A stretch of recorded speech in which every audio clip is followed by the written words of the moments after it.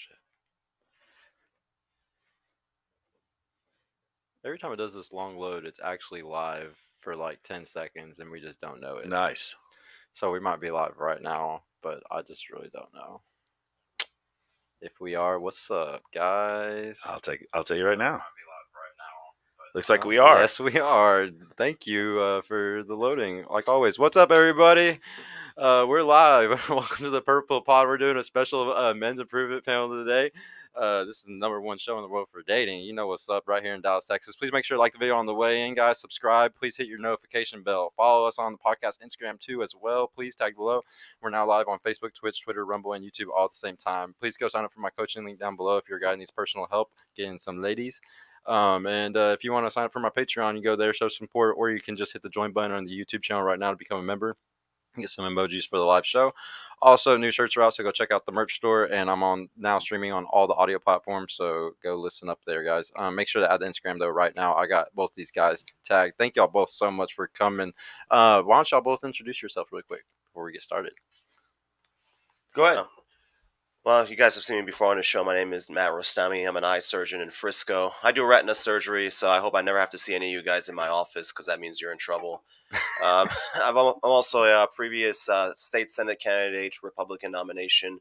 Didn't work out. Right now I'm working with my current senator to try to fix some issues in healthcare, something I'm really passionate about. I'm 36, in a relationship with my girlfriend for 2 years now. She's trying to finish up school, get out of the military. We're trying to start a family.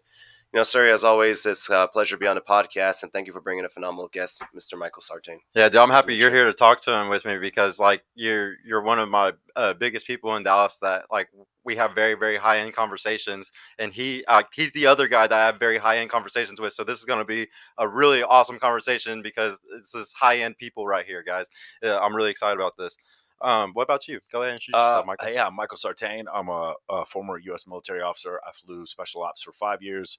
I did counterintelligence for 2 years, and then I got into event planning and event hosting in Vegas. For the last 10 years, I've been there, and I host pretty much all the celebrity charity events in Los Angeles and Las Vegas, and I've hosted I think I'm on bikini competition number 47 now that I've done. And then I also I've been coaching for 14 years, but 2 years ago I started Men of Action mentoring, and we teach men as far as like how to use networking as an evolutionary adaptation. So any kind of networking, it's not just dating, it's all kinds of stuff like that. So basically, you want to be the person in your world, in your scene, that everyone gets their job through, everyone meets their girlfriend through, everyone finds their mentors through. You want to be that guy in your scene, and by doing that, you become like probably the most valuable person in your entire set.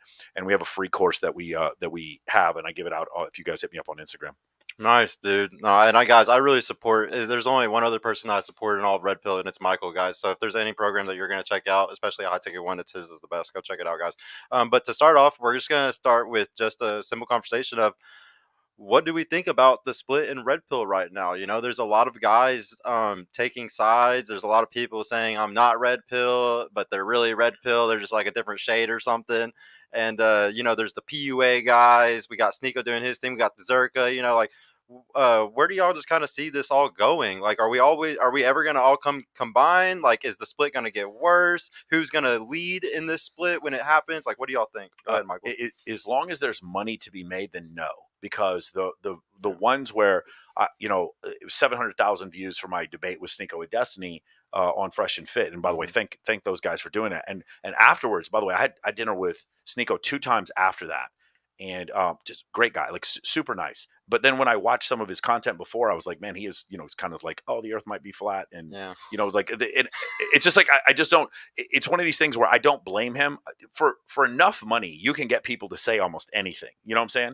But the only reason why I think some people see me as a little less impartial is because I don't make money from YouTube. I make money from my coaching program. And in my coaching program, what we teach is so apolitical that it's not really like I don't have to go down these paths. Does that make sense? Yep. I have a male improvement program. So like hating 304s is not part of the curriculum. There's nothing wrong if you want to do that. That's fine. But that's like doesn't make you money. It doesn't really get you laid. Exactly. So like that's why it's not like a priority. It's definitely not a priority in my program. So for me, I've said this before. It's one of the reasons why I debate Holocaust deniers and flat earthers all the time is because there's no risk to my program. Nobody who believes in that shit would ever buy MLA, right? So it's like it's like when I debate an astrologer, no one who believes in astrology would ever buy my coaching program. So it's like zero risk to me, so I can get more views that way, right? So to go back to what you're saying, right today, Pearl, who I just interviewed last week, she Abba and Preach are coming after her, and it's just so fucking unnecessary, you know. Same thing with like, so there's a few things where I draw the line. Someone they don't even get their fucking name deserve to be mentioned on this podcast. The fat kid in Brazil, he doxed Rolo's family. Yeah, that to me is where you draw the line. He's a bitch. That's a bitch move. That for sure. If Abba and Preach made a bad video about me, I wouldn't even call him names. I'd be like, hey man, just to be fair, these are the things that you got wrong, and these are the things maybe you got right. If someone made a video about me, like obviously I'm huge on men and women having female friends. I truly thought in the last year I was going to get so much hate over that. And to be fair, I really haven't gotten a ton. It's just YouTube and Twitter commenters who say stuff. But that's most true. Guys, I saw Donovan Sharp the other day be like, yeah, I have female friends too. But the reason why I can have female friends is because I get laid and I have plenty of women, right? And that's my point. 99% of men can't be friends with females. 1% of men can be friends with females because they've got many females in their life. Like if you run a strip club and you think you can't be friends with females, you're going to have a very chaotic fucking strip club. A lot of the some of the challenges of this red pill movement, I don't consider myself red pill. I'm probably more similar to you, Sergio, more like purple pill. Yeah. But, a lot of these ideas, I'm Muslim, you're Christian, these things are found in the Bible and the Quran, men lead, women follow. And, we were talking a little bit about this before the podcast, and you brought up a good point, is like, who's going to be representing this movement?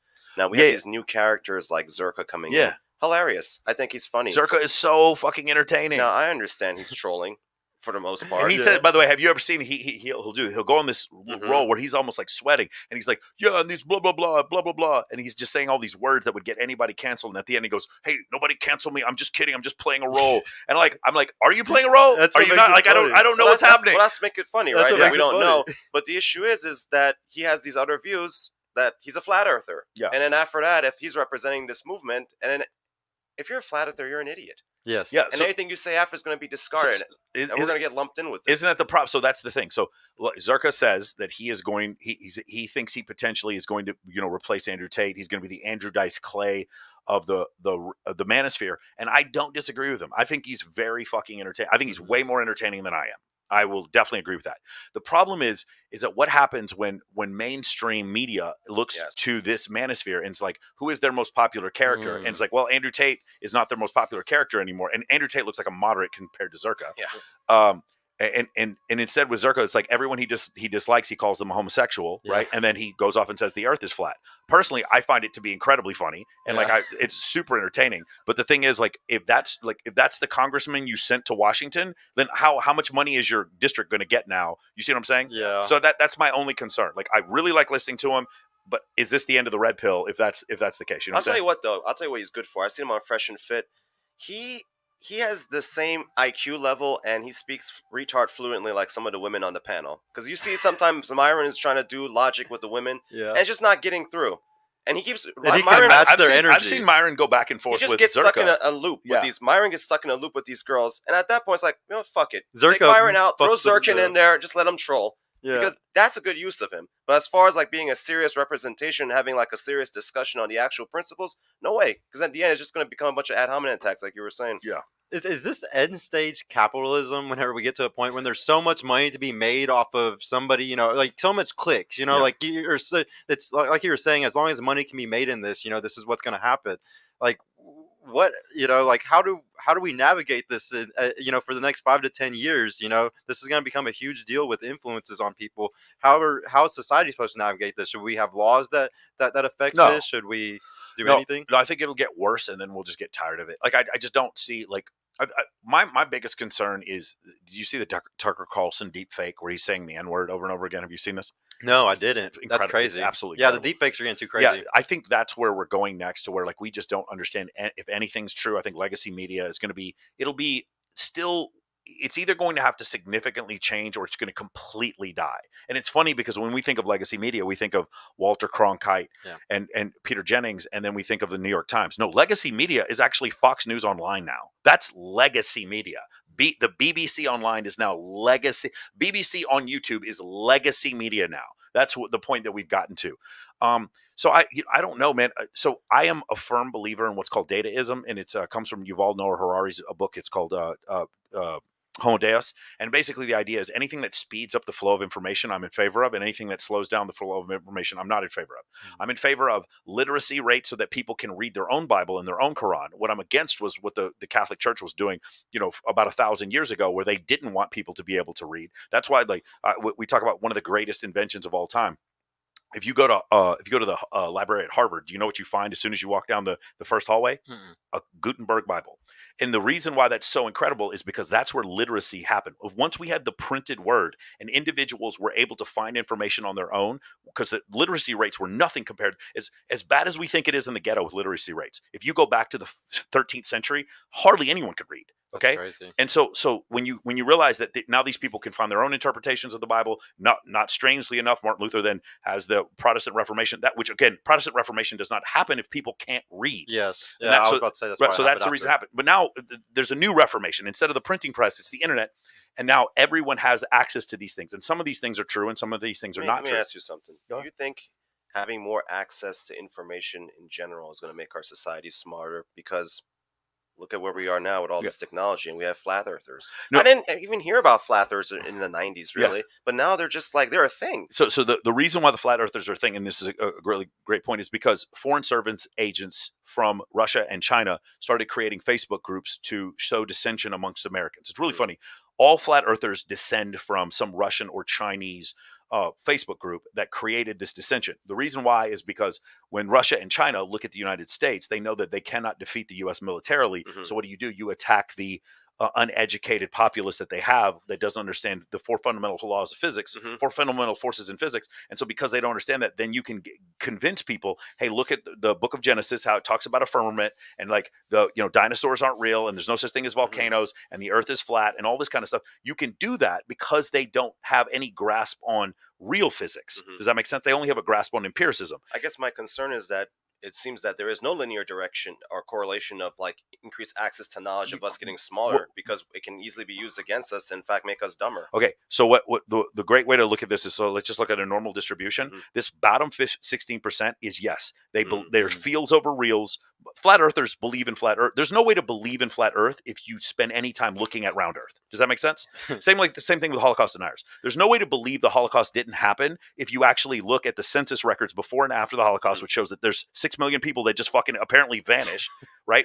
They must have went to Russia. No, idiot, they're dead. Or the Nazi officers that literally have things that say they killed 4 million people, and then when they go to Nuremberg, they admit, yeah, this all happened, and then you have thousands of photographs from U.S. service members showing bodies, and they're like, no, this didn't happen. Like, in order to believe the earth is flat, in order to believe the Holocaust didn't happen, you legitimately can't look at the other side. You can spend no time looking at the other side. That's the only way these things exist.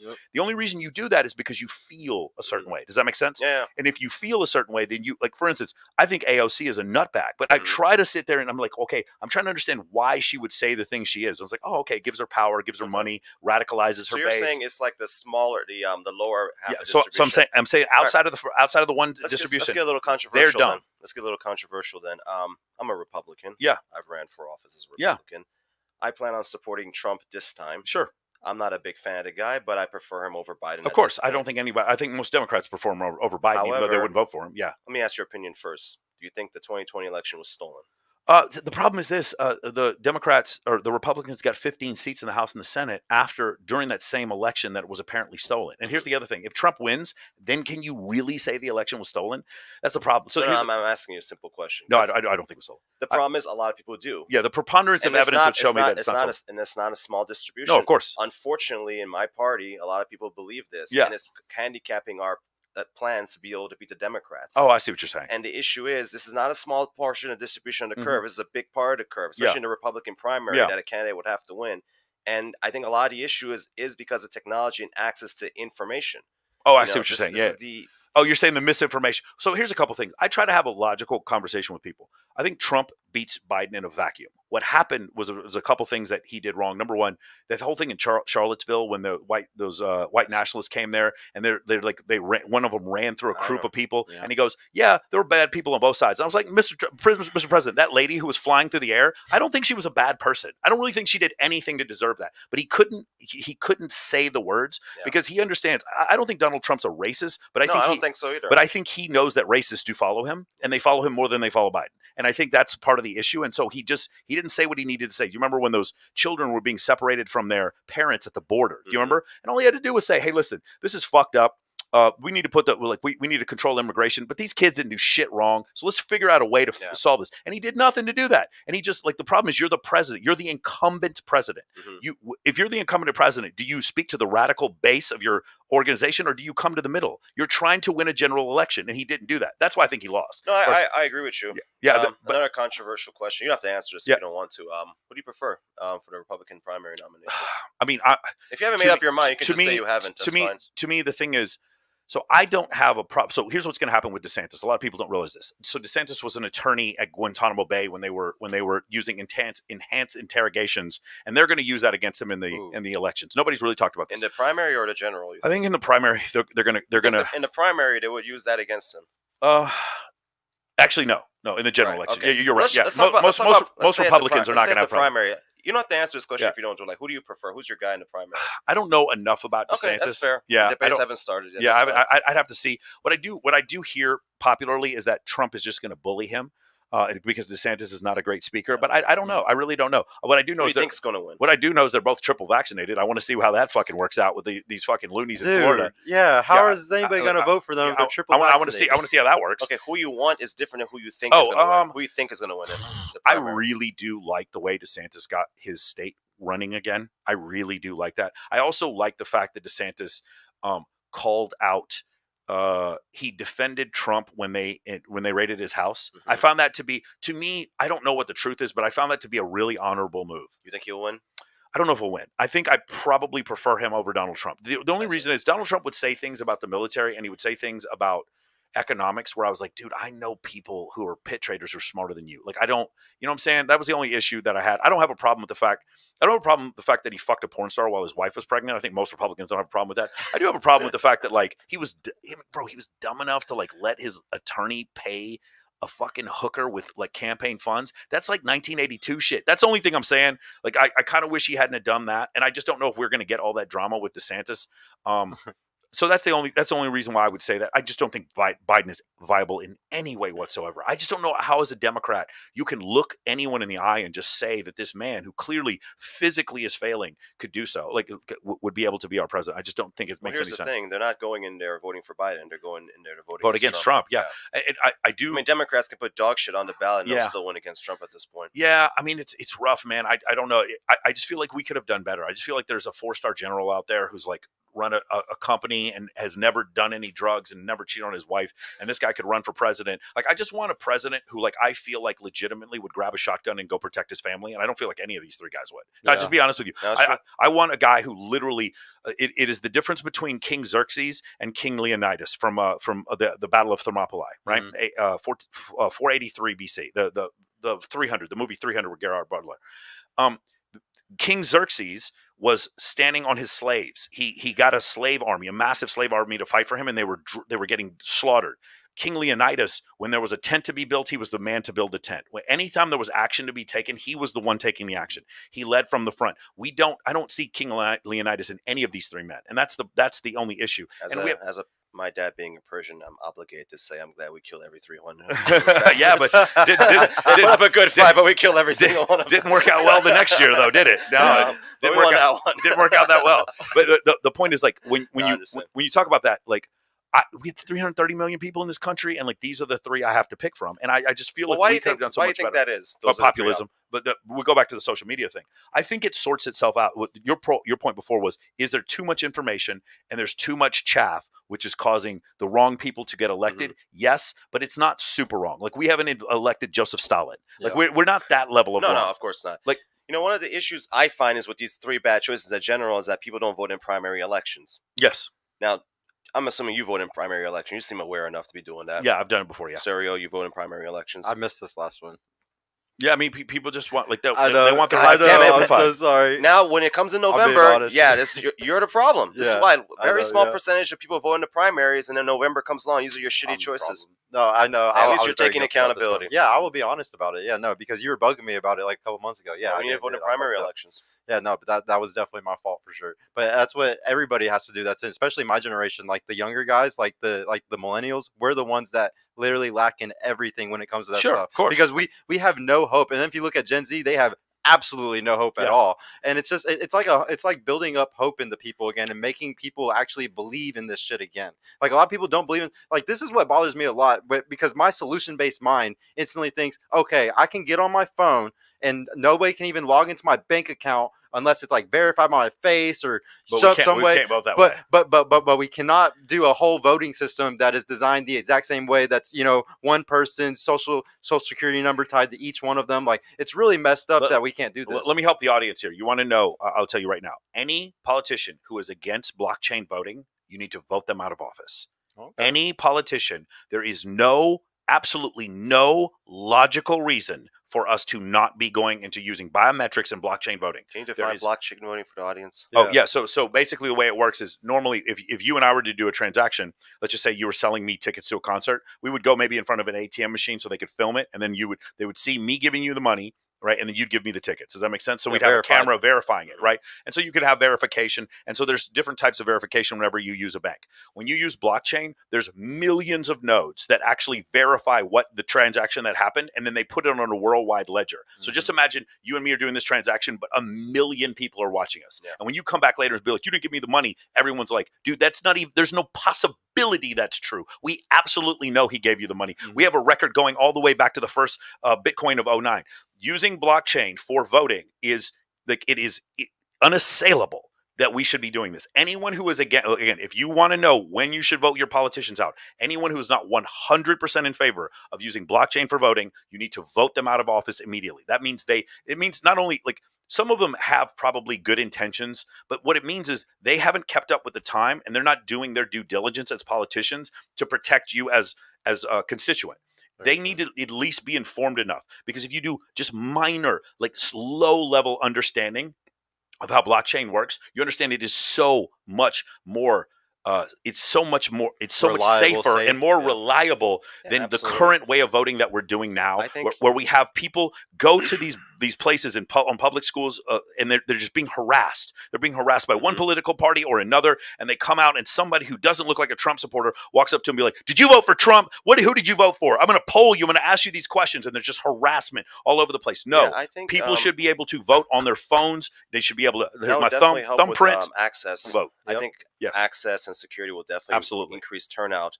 However, it won't increase it to anywhere near to make a change, because the issue we have is that people don't vote in local stuff. Let me give you an example. Yeah, but when you vote in local stuff, you can do it from your phone. If it popped up on my phone on a Sunday morning, I would quickly do it. Let me give you guys an example.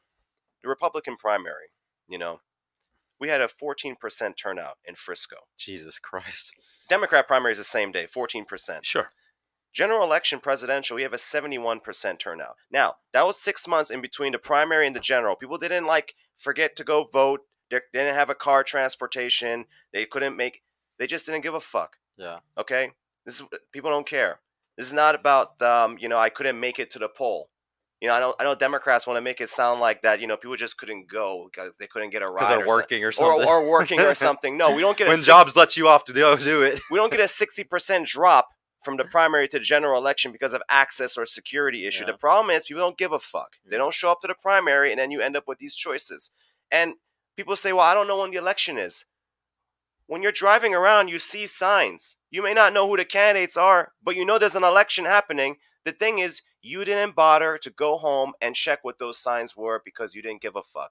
Why didn't you give a fuck? Because life is pretty good in America. Yeah. Life is pretty good. When you go to a third world country, my dad is from Iran, you meet random strangers in the street, get in a taxi, first thing they talk about is politics. Why? Because life sucks. And when life sucks, you want to find out who the fuck is in charge. Here, people are not going to give a shit. And until things get really bad.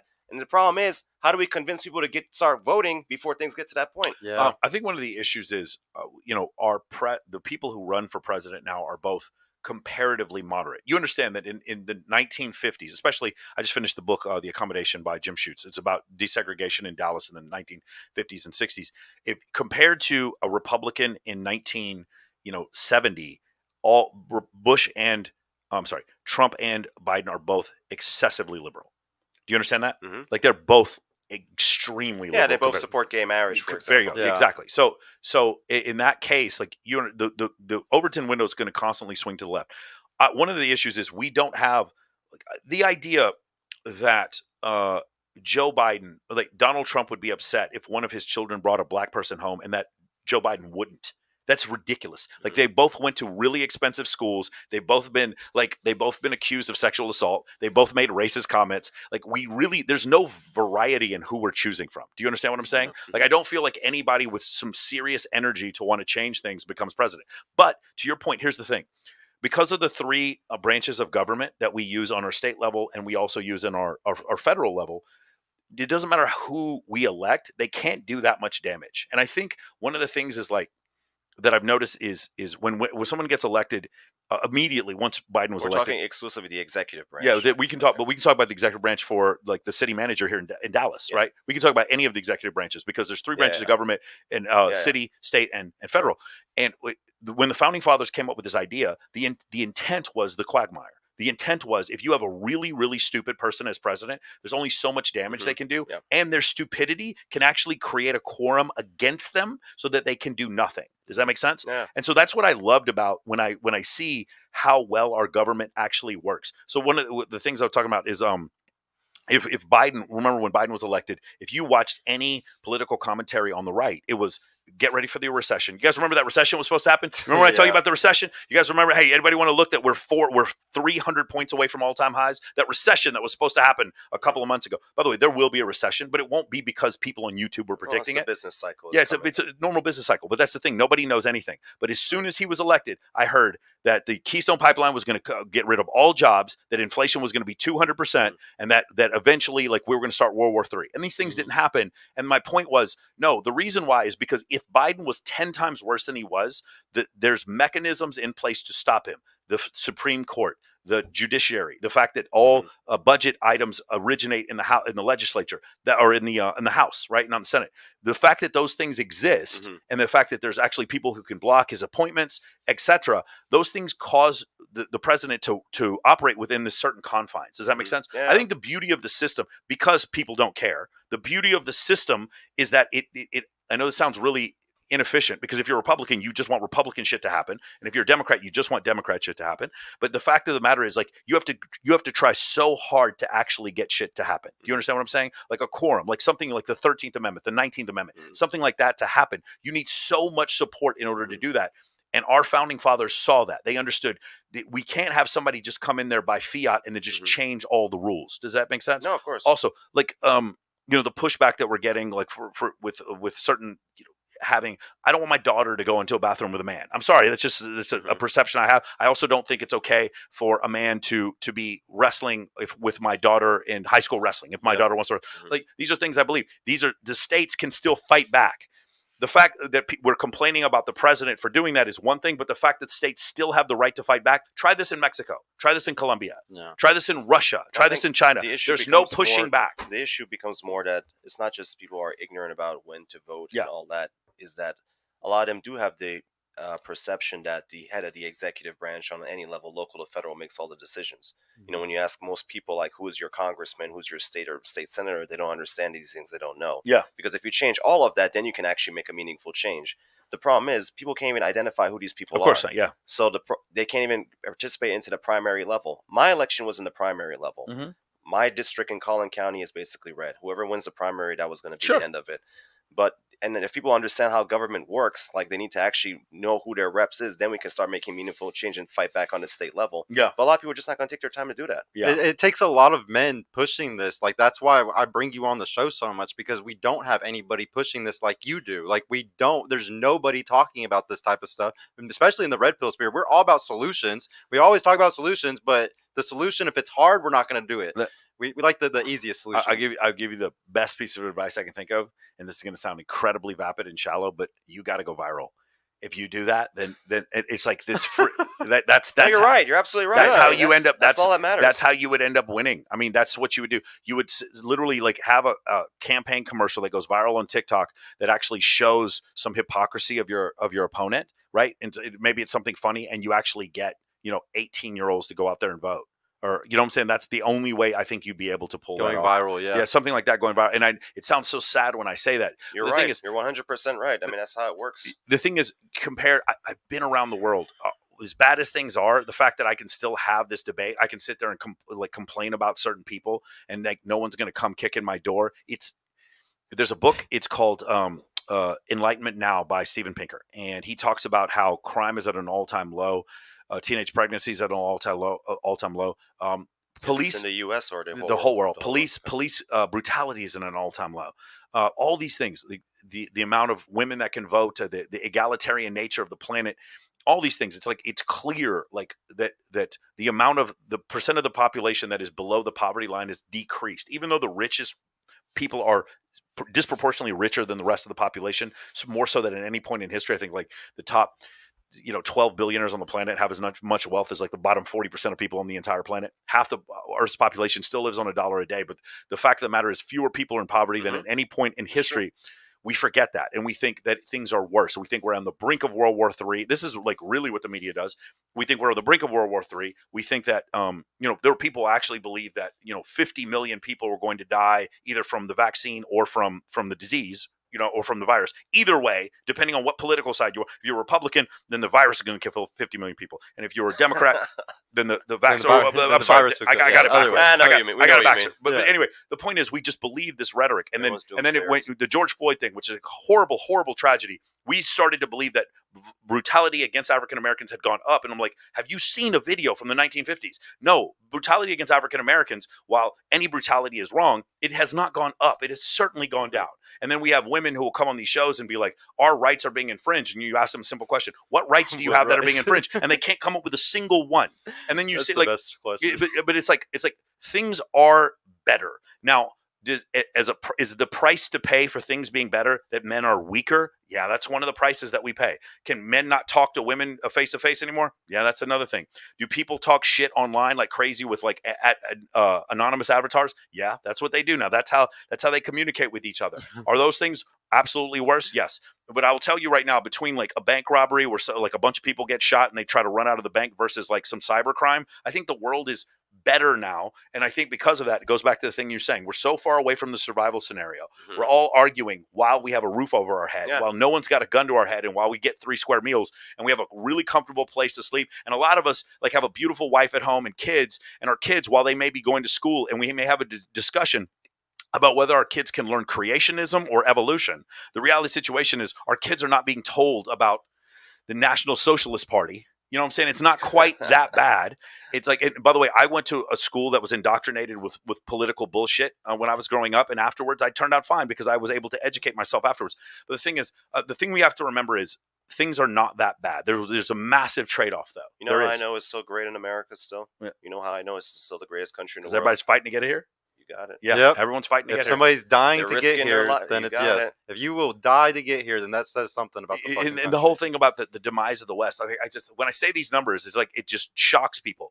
There's $96 trillion of all, if you added up all GDP from all the 200 countries on the planet, it's $96 trillion. The United States is $23 trillion. That is 1/4 of the planet's GDP. We have 5% of the Earth's population and 1/4 of the planet's GDP. The next country after the United States is China with $17 trillion GDP. After that, it's Japan with $4 trillion. That means the United Kingdom isn't even $4 trillion. And Russia has the same GDP almost as Mexico. And people but if you were to ask people online, they'd be like, no, it would go the United States, and then it would go Russia, and then it would go China. Like, they legitimately don't understand. Russia is a poor Eastern European country. It's true. They think Russia is the Soviet Union from 1985. They don't grasp this idea. Speaking of Russia, how do you think their war efforts going in Ukraine? I mean, it's disaster. I mean, it's just an absolute disaster. And I'm not like for or like I'm against one sovereign country invading another, but this idea that one of the things that I've seen that's so crazy, and specifically a red pill thing, is that once Biden approved a $130 billion package to Ukraine, then everyone in red pill was anti-Ukraine and pro-Russia. And I'm like, how are you fucking pro-Russia? That doesn't make any sense to me. It's just one of the craziest things I've ever seen. Now, speaking as a military officer, what Russia has done by providing like an actual physical front in Ukraine is the dumbest thing I've ever seen. Like they're actually like they're prosecuting a land war in Asia. This is the stupidest thing I've ever seen in my life, or Europe, depending on where you draw the line there. Yeah, sure. This is the dumbest thing I've ever seen in my life. It really feels to me like Vladimir Putin is living in 1985, the glory days. Like he still thinks we go and we imperialize and we conquer lands. And when we do that, we look like strong leaders. Because when he took Crimea, that was a popular move amongst the Russian people. Sure. When he invades Ukraine, it's not a popular move anymore. Yeah. It's a stupid move. And the problem is, I don't think that he understood that the United States passively can help the Ukrainians defeat Russia. I've made bets with several people on this. Will they take Donbass? Probably. Will they take Kiev? Under no circumstances will Russia take Kiev. Under no circumstances. Because people just don't understand. Let me explain this, because this is really confusing for a lot of people. There's one country in the entire world that has stealth aircraft. I don't think anybody understands what that means. Now, the United States is now selling 200 stealth aircraft to their allies in NATO.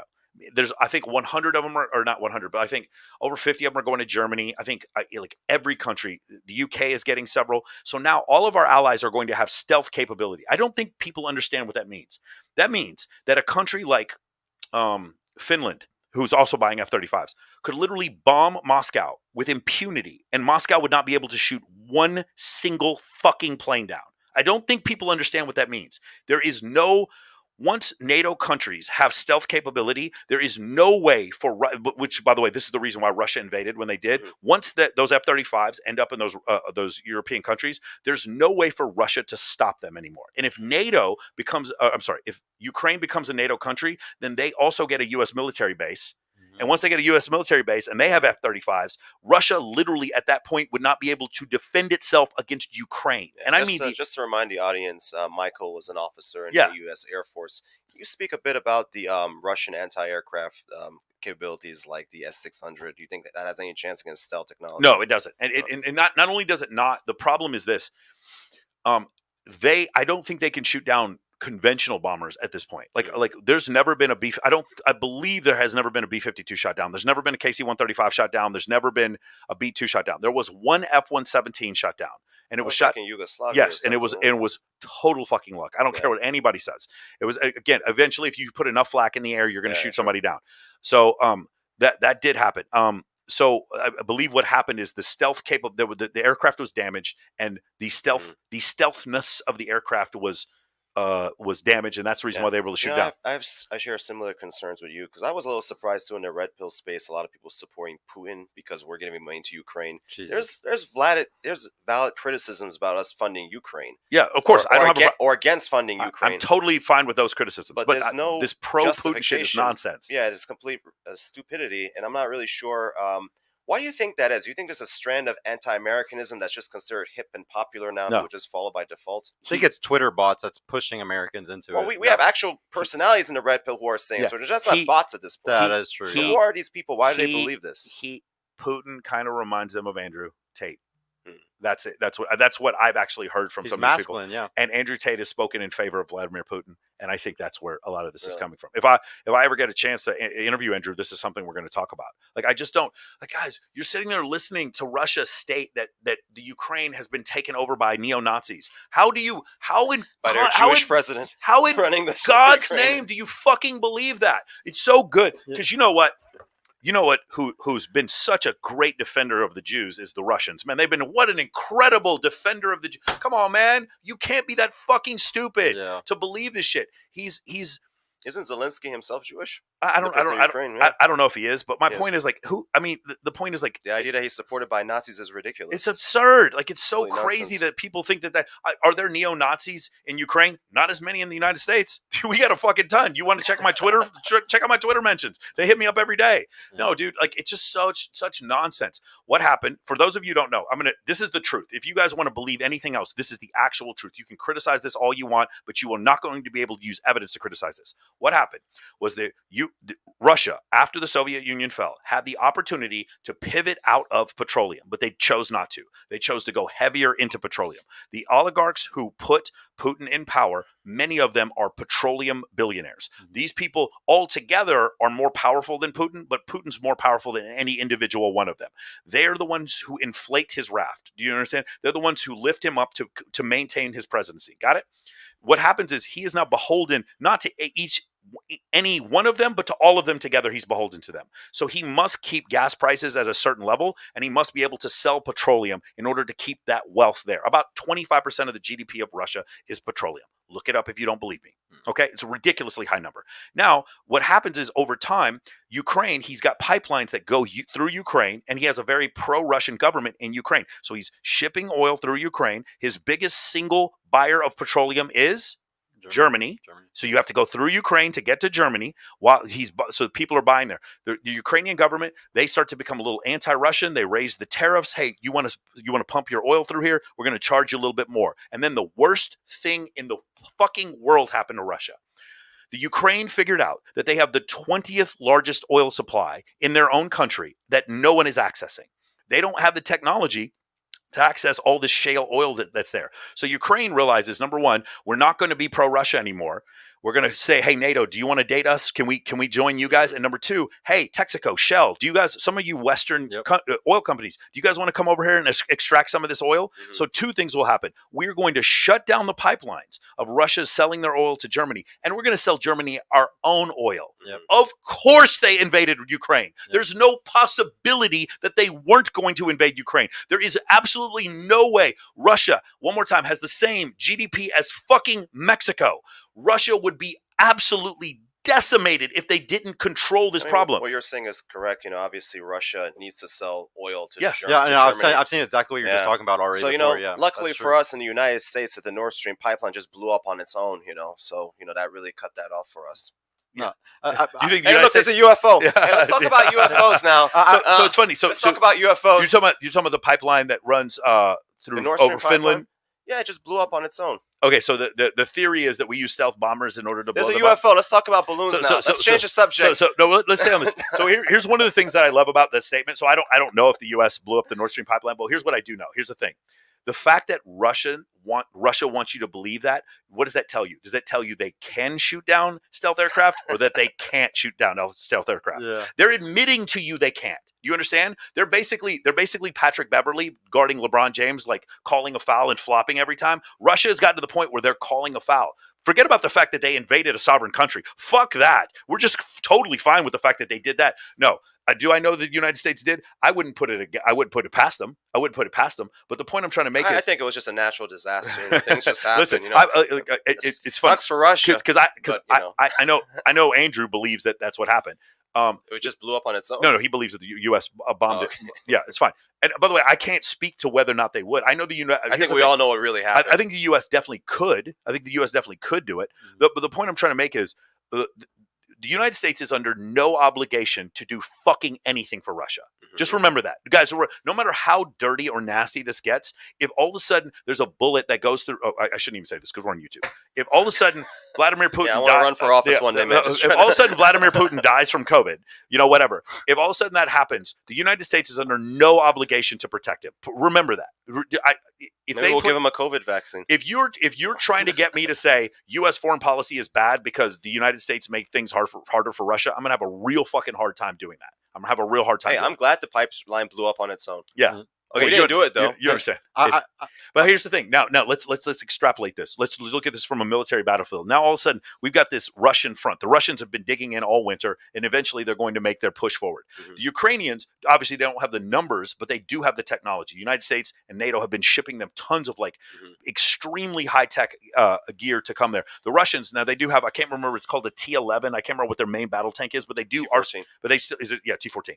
Yeah. The Ukrainians are running like T-72s or T-74. I forgot what But we they're running. started training them on the Abrams, Yeah. and probably give them some Leopards later. Let me tell you something. If they show up with Abrams, this war is not going to last very long for Russia. So here's the thing. I want to ask you about this.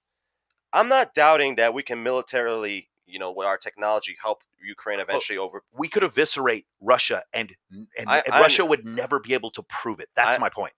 Like the Nord Stream pipeline blowing up on its own. That's my point. Anyway, That's exactly my point. What I'm trying to say is this, though. Yes, we can supply Ukraine with all technology. At what point do we have to worry about nuclear war? I mean, if they can't prove it, it's up to them. Like, here's the thing. Well, when nukes start flying, it really doesn't matter about proving things anymore. So here's the problem. We can question whether or not we go to nuclear war has to do with one thing: the rationality of Vladimir Putin. We can agree to that. There's no other way we go to nuclear war. Mm-hmm. Yeah, I agree with that. So here's the thing. There's a couple of things I believe, and this one's very controversial, and I can't prove this. This is just something I guess. In the 1990s, the U.S. nuclear arsenal all of a sudden was in decay. Do you remember this? Like we had to replenish our arsenal. Some bad things were happening. It was becoming okay. If you understand how expensive it is to maintain fissile material and to keep hydrogen at negative 270 degrees Fahrenheit, it is incredibly expensive. For a country with a GDP less than $2 trillion, apparently they have all these working ICBMs. Personally, I don't think they have any working ICBMs. Really? I think their army is a fucking farce. I think they're massively undertrained. I think I think Russia is such a paper tiger. We don't even recognize how bad it is until they get. I agree with you with their conventional military. It's complete crap. But just the nuclear stuff I'm worried about. But the problem with the nuclear stuff is it's not like you just like throw it in the freezer and it's fine. Mhm. You have to maintain that shit. But you don't think they have some that still work at least? They would have to put all of their resources into keeping like 2 ICBMs, maybe 10 at the most. Keep them running. Hold on, let me ask you something. How many ICBMs does Mexico have? If I were to ask you that question, how many ICBMs does Mexico have? You would laugh at me. But they have the same GDP as Russia. And I just don't understand how people think that Russia is just able to maintain this level. Like, you would have to spend so much money to keep these things afloat. I'm talking hundreds of billions of dollars. And you're just telling me they had 7,000 ICBMs at one point. I just don't think that they're able to maintain this. When you look at how shitty their army was for a while, I'm just sorry. I just have an issue with it. Now, do they have 1 or 2? Maybe I might see that. But here's the main thing. The point you made up of the Nord Stream pipeline. If there's deniability, what I'm saying is the Russia tries to invade Ukraine. They get to Kiev. They almost get to Kiev. And then all of a sudden, their entire front, all of their tanks are just eviscerated one night. And the Ukrainian army's like, we did it. And they're like, no, those were F-35s. And we're like, do you have a picture? Can you prove it? Mm-hmm. That's my point. What I'm saying is I see what you're saying. My point is Germany, Finland, Denmark, France. My concern is not about us pushing them out of Kiev. My concern is pushing them out. Because listen, Russia sees it different. They see Kiev and Crimea differently. Yeah, they tried to take Kiev. They couldn't. They just backed out. Didn't even matter. Well, those take the other half of the country. My concern is how does a country 4 times bigger than the other one not be able to take Kiev? How does this taking over a year? I'll tell you why. Because they're not good. They don't know how to prosecute a war. Listen, no one's doubting Russian conventional military is garbage. Yeah. The concern is at what point are they willing to use escalation for nuclear weapons? I don't think they would do it for Kiev. Worse, I mean, you've been hearing the reports. Yeah. There are some Ukrainian militias that are attacking within Russia. Yeah. Now, if this war, we give them the tanks, this goes even further. Zelensky is like, you know what? We're going to cross into Russia. Yeah. I want to prosecute Putin in a war crime. We have to take Moscow. So here's the problem. As soon as that happens, they lose all funding from NATO. They lose all funding from the United States. How sure are you of that? I don't think that the United States would back a conventional war by Ukrainians into Moscow. That would be. I don't think so either. That'd be super difficult. I don't think so either. But I've been surprised so far. We've been telling them no jets, no tanks, no this. But every time we keep giving more and more stuff. By the way, Napoleon tried it. And Hitler tried it, and it didn't work out well for them. Trying to invade up that same pass into Moscow has not worked out well. Yeah, but they didn't have F-35s. Okay, again, right. But F-22 is even better. We have those. Yeah, also. F-22s are better, but only one country has F-22s. That's right. Yeah. So now here's the thing. My point is this: in order to go to nuclear war, you need to believe that Vladimir Putin is so irrational that he would be willing to do that. And the problem is those oligarchs, remember, that are keeping him afloat, their families die too. What about these rumors that he's sick and that he has the dead man switch and he doesn't even care? He just wants to go out. It's funny. Tom Clancy.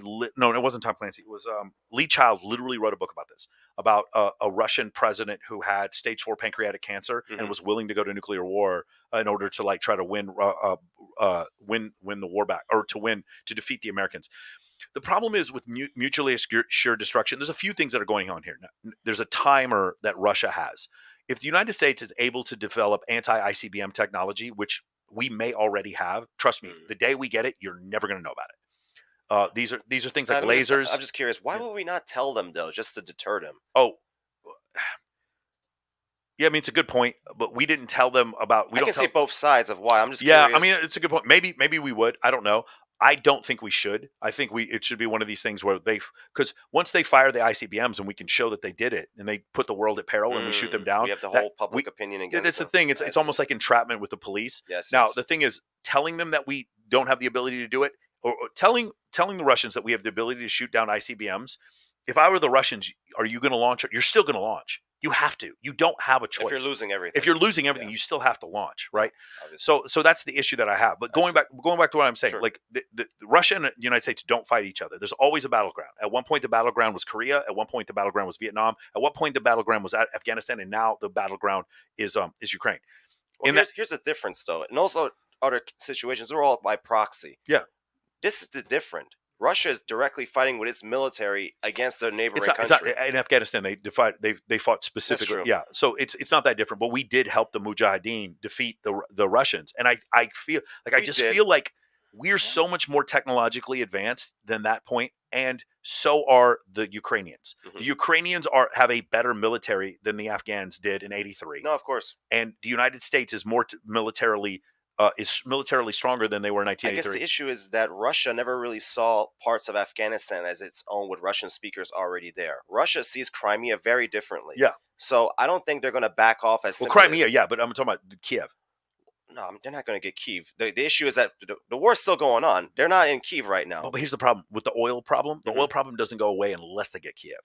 I so you think Russia's just going to continue really this? You don't think that the land grab of half the country isn't going to be worth something? Well, no, his argument is they got to take the whole thing to transfer the oil. Well, yeah, to make sure that they don't lose it. Yeah, to not lose out on their money. But I mean, I feel like the land is still a lot of money. Here's what happened, dude. You went in like with a pair of tens. And you just went all in, and you figured out the other guys have aces, and you can't. It's true. You can't back out. That's what he's done. So he legitimately. How does this make sense from the Russian point of view? Here's what happened. I have a question though, Michael. Hypersonic missiles. Okay, this is something that is talked about all the time. Like this is like their checkmate move, or they're doing all this because they got that in their back pocket. Are we supposed to be worried about this? We're the only country that doesn't have them. That's a big country right now. Hypersonic missiles? Yeah, it's like China has them, North Korea has them, Russia has them. We have scramjets. Like the technology for the hypersonic missile originated with us. Like I'm not, again, because we just started researching again though, like 6 months because we don't have Saturn V rockets currently doesn't mean we can't go to the moon. It's just mean we haven't engineered any perfectly. We don't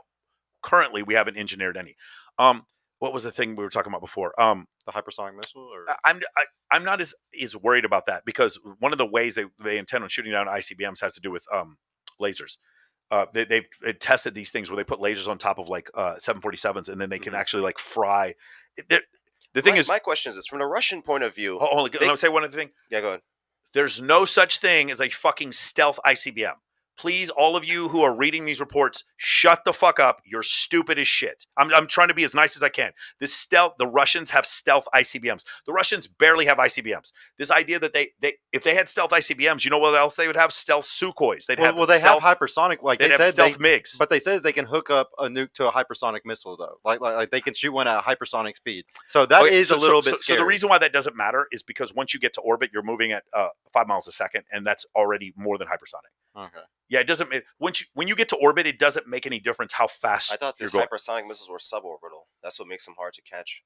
Yeah, like they just shot one in Ukraine. Like they destroyed a building with one just to kind of flex on us like a few months ago. I need to see more. I'm not going to comment on this because I don't know a ton about this. I do know this. There's the Chinese tried to fly their version of stealth aircraft, and the Indians were able to see them at 800 miles. They're not even close to having stealth aircraft, and the Chinese will achieve stealth capability before the Russians. Believe that.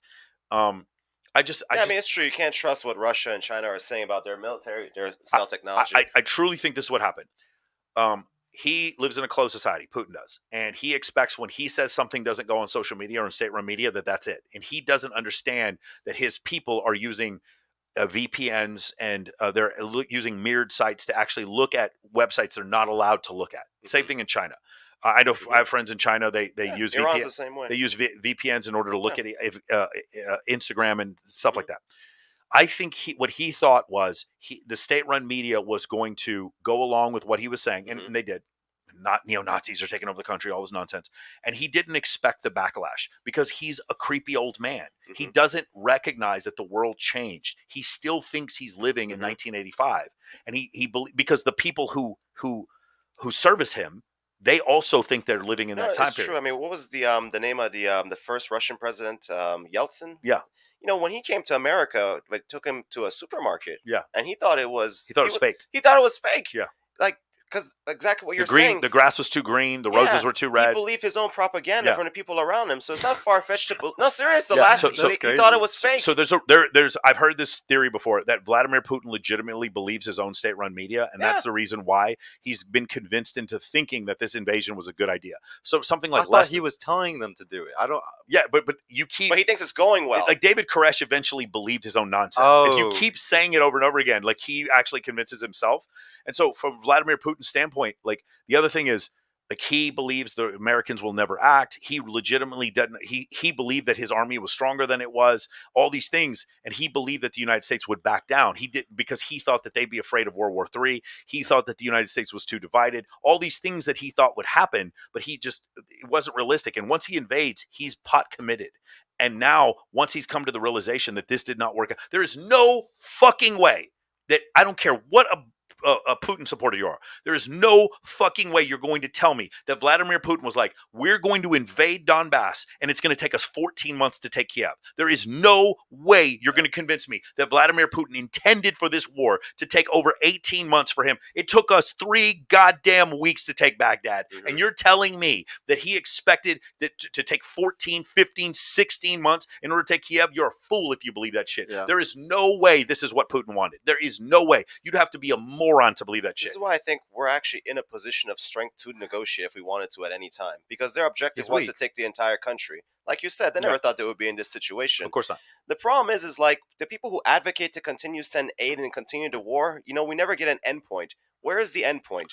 We want Russian troops out of the eastern parts of Ukraine? Do we want Russian troops out of Crimea? Do we want to prosecute Putin for war crimes, which means we have to go to Moscow?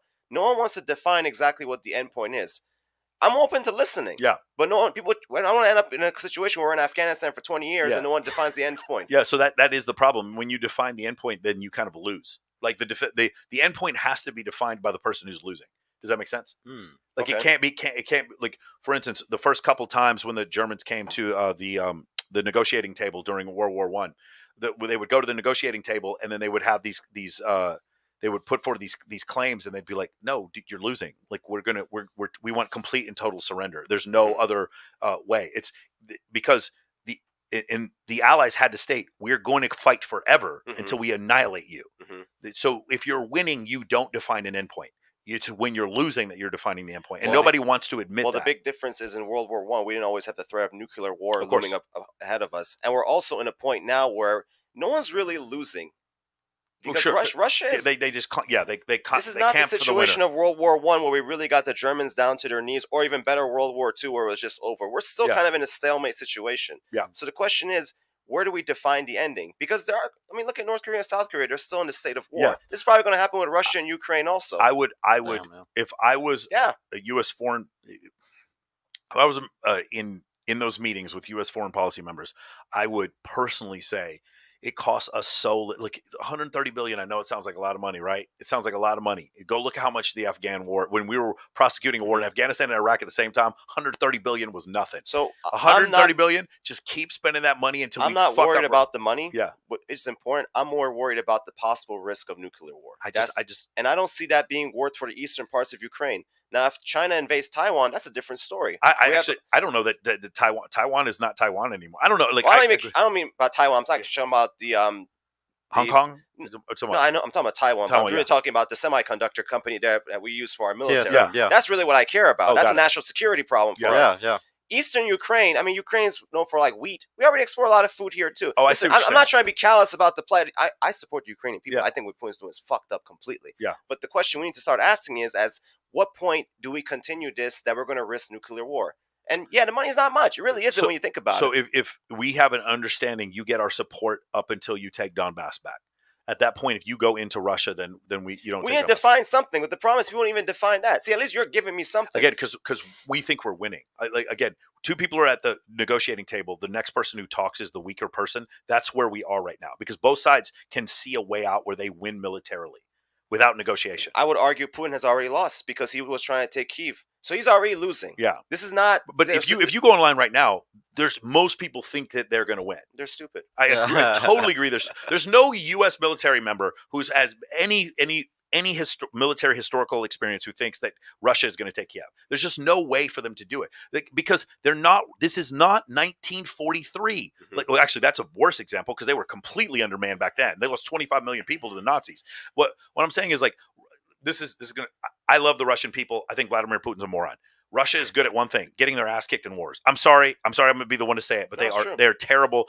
What happened in World War I and World War II, they got completely fucking mollywopped. Now, they were on the winning side, but man, they took an ass whipping in both of those cases. I mean, even look at this case right now. When Russia first attacked Ukraine last year, I was looking at this and thinking, okay, they'll probably take Kyiv maybe in like 3 weeks, and then the hard part will start, the occupation. That's really where you get fucked. It's really the occupation, right? That's really got us in Iraq and Afghanistan.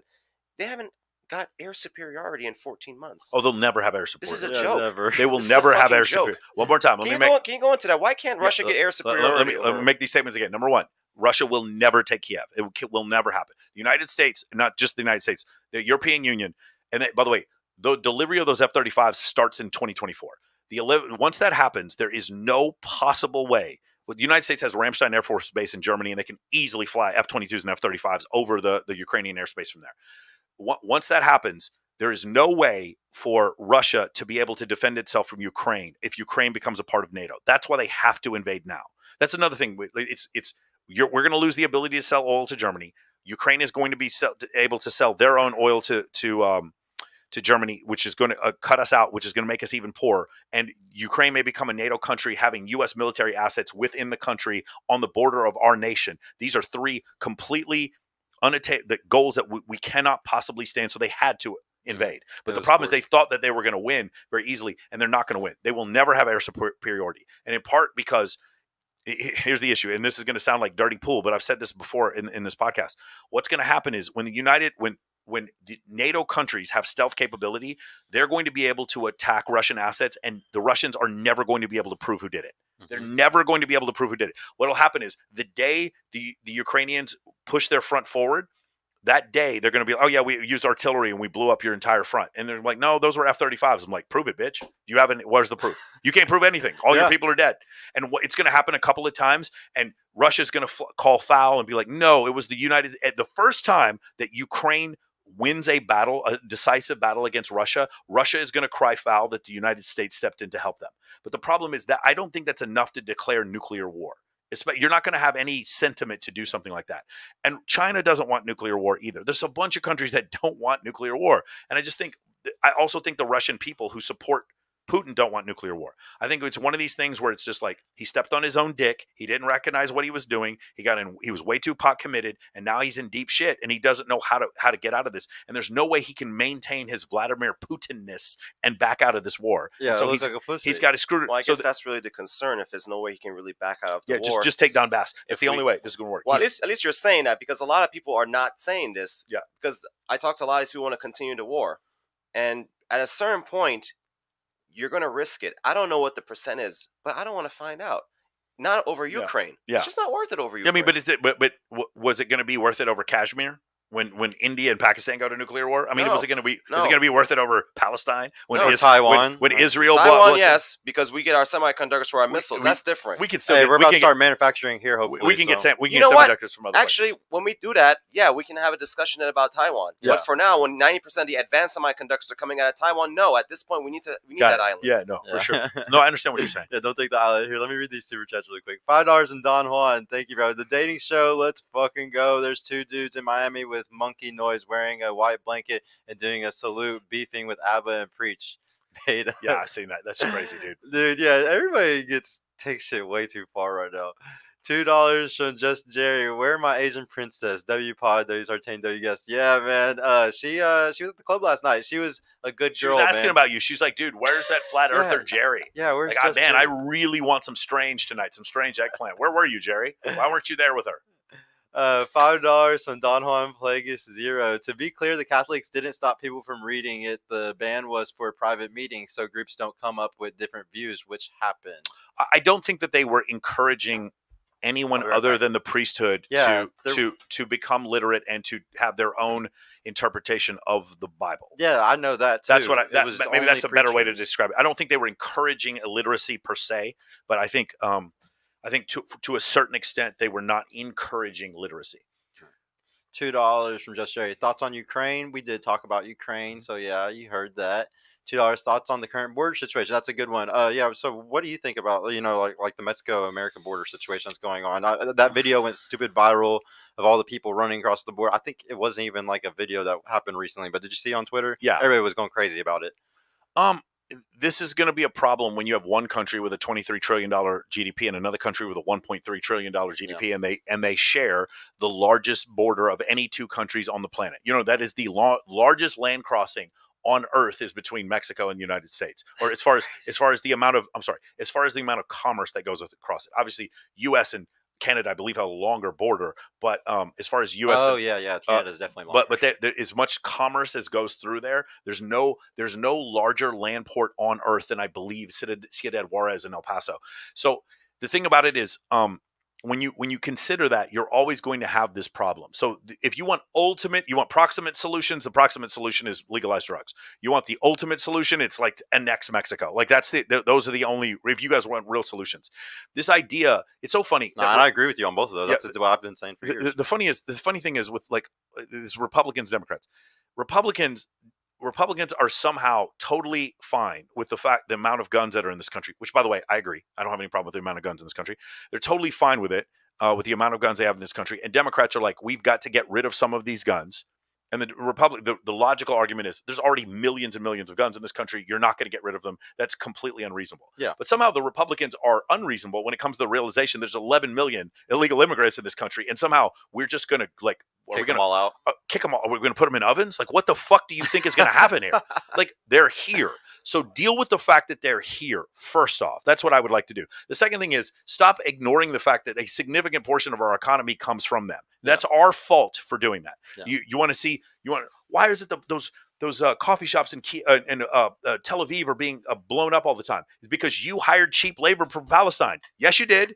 Yes, you did. You did do that. Mm-hmm. And that's part of the reason why. So the thing is, if you want a solution, oh man, there's, like I said, the ultimate solution is like a complete overhaul of the Mexican destroying the cartel, and it would actually be destroying the whole country because the cartel runs the country. Exactly. So it would be something to that extent where you'd have to get to the point where there was enough economic opportunity in Mexico where people would want to stay. That is the actual answer. I mean, and I think the CIA wants the cartel to keep going. Like, I think that there's people in high up positions that want these things to keep going because there's money to be made, or they want, like, if the drug war was gone, then we can't fund police. Here's the thing, man. Let me ask you something.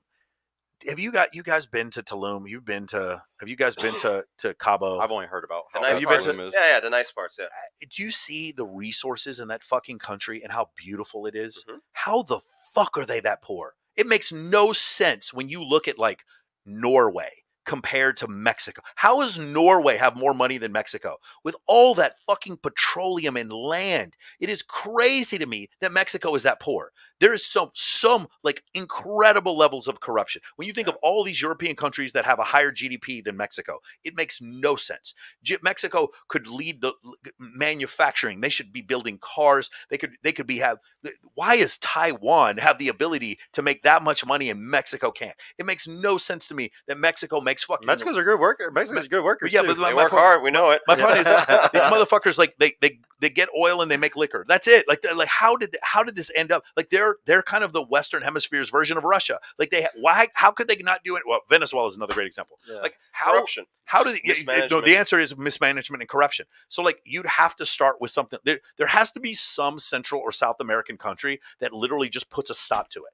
And I know that's a hard thing to say, but there has to be some country that puts a stop to it, and then the next country puts a stop to it, So and the next country. if America is the policeman of the world, and we like to keep our fucking hands in everything across the whole world, why is South America so different right now? Like why aren't we taking like the drug trade even more seriously? If it's so damaging, like I said, I think that police can't be funded if there's not a drug war.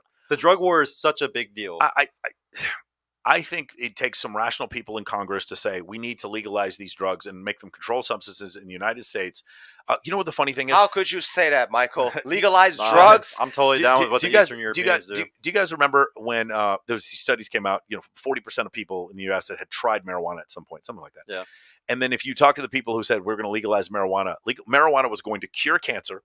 It was going to. We were going to use it for rope. We were going to literally burn all the hemp stuff. The hemp stuff. We were going to run our cars off hemp. Do you guys remember this beforehand? And then everyone was going to be on marijuana. 95% of the population was going to be on marijuana. You know what happened when we legalized it? Same number of people smoke weed. Yeah, nobody. No, it didn't change anything. And you know what will happen if we made cocaine legal? Same shit. Same exact shit.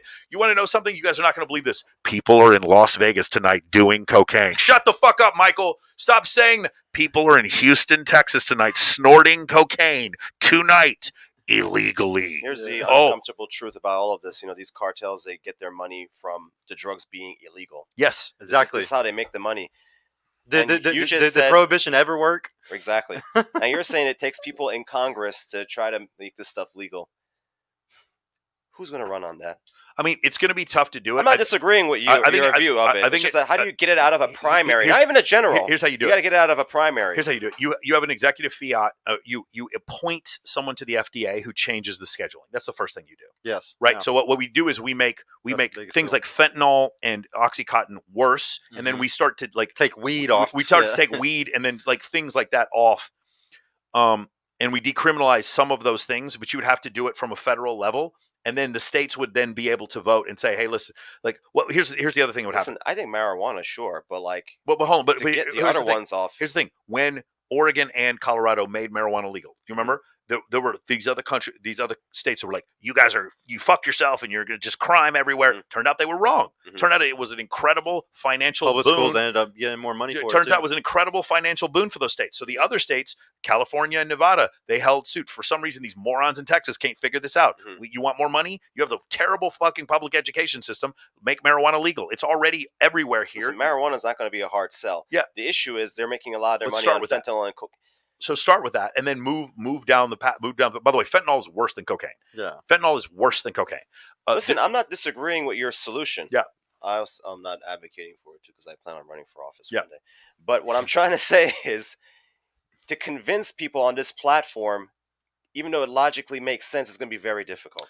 Yeah, man. Because all people hear is that, my kid is going to end up getting fentanyl because this guy's saying he wants to make fentanyl legal. You can't get in. You're not going to have a chance to explain to them hey, the cartels make their money through fentanyl, and if we ban it, this is how they keep making money. People are not going to listen to that. I saw a trans Navy admiral the other day, bro. I think anything can happen. I just fair enough. I just really think that the Elberton window keeps shifting to the left. To the point where I just don't again. That's gonna happen sooner or later. I think so. It's already happening in certain places. You can already get certain hallucinogens and stuff in a state. I think it's Washington. I think you're able to get. Could be right. Maybe in 50 years, people will decide everything should be legal. So, go ahead. Most things are okay. You gotta understand. Don't get me wrong. There's a lot of bad stuff, but I really think the prohibition thing is just the easiest thing to bring up. Alcohol didn't work being prohibited. Yeah, no, absolutely. So it's just none of these things work. I know. So it's that simple though. And alcohol's horrible. Listen, look about how many people died, from alcohol poisoning during prohibition. It's very simple to be look at all these people dying because of overdosing on on fentanyl. That's not going to happen when we stop the prohibition. It's very simple, I think. Well, I'm not disagreeing with your solution. My issue is I'm looking at how to get it passed, how to get if this were 1975 and I told you there's going to be a bill passed to protect federal protections on gay marriage, you would laugh at me. You would laugh at me. There's no fucking way that's ever going to happen. If you in 2023 and you tried to propose a bill to get rid of gay marriage federally, I mean, unless you're Clarence Thomas, you would get laughed out off the floor. I think the Overton window is going to shift enough to the left to where. So you talk a lot about the Overton window. Do you think there's a limit to it? How much it shifts? We saw what happened in Iran. Come on, Michael. If you, I went back.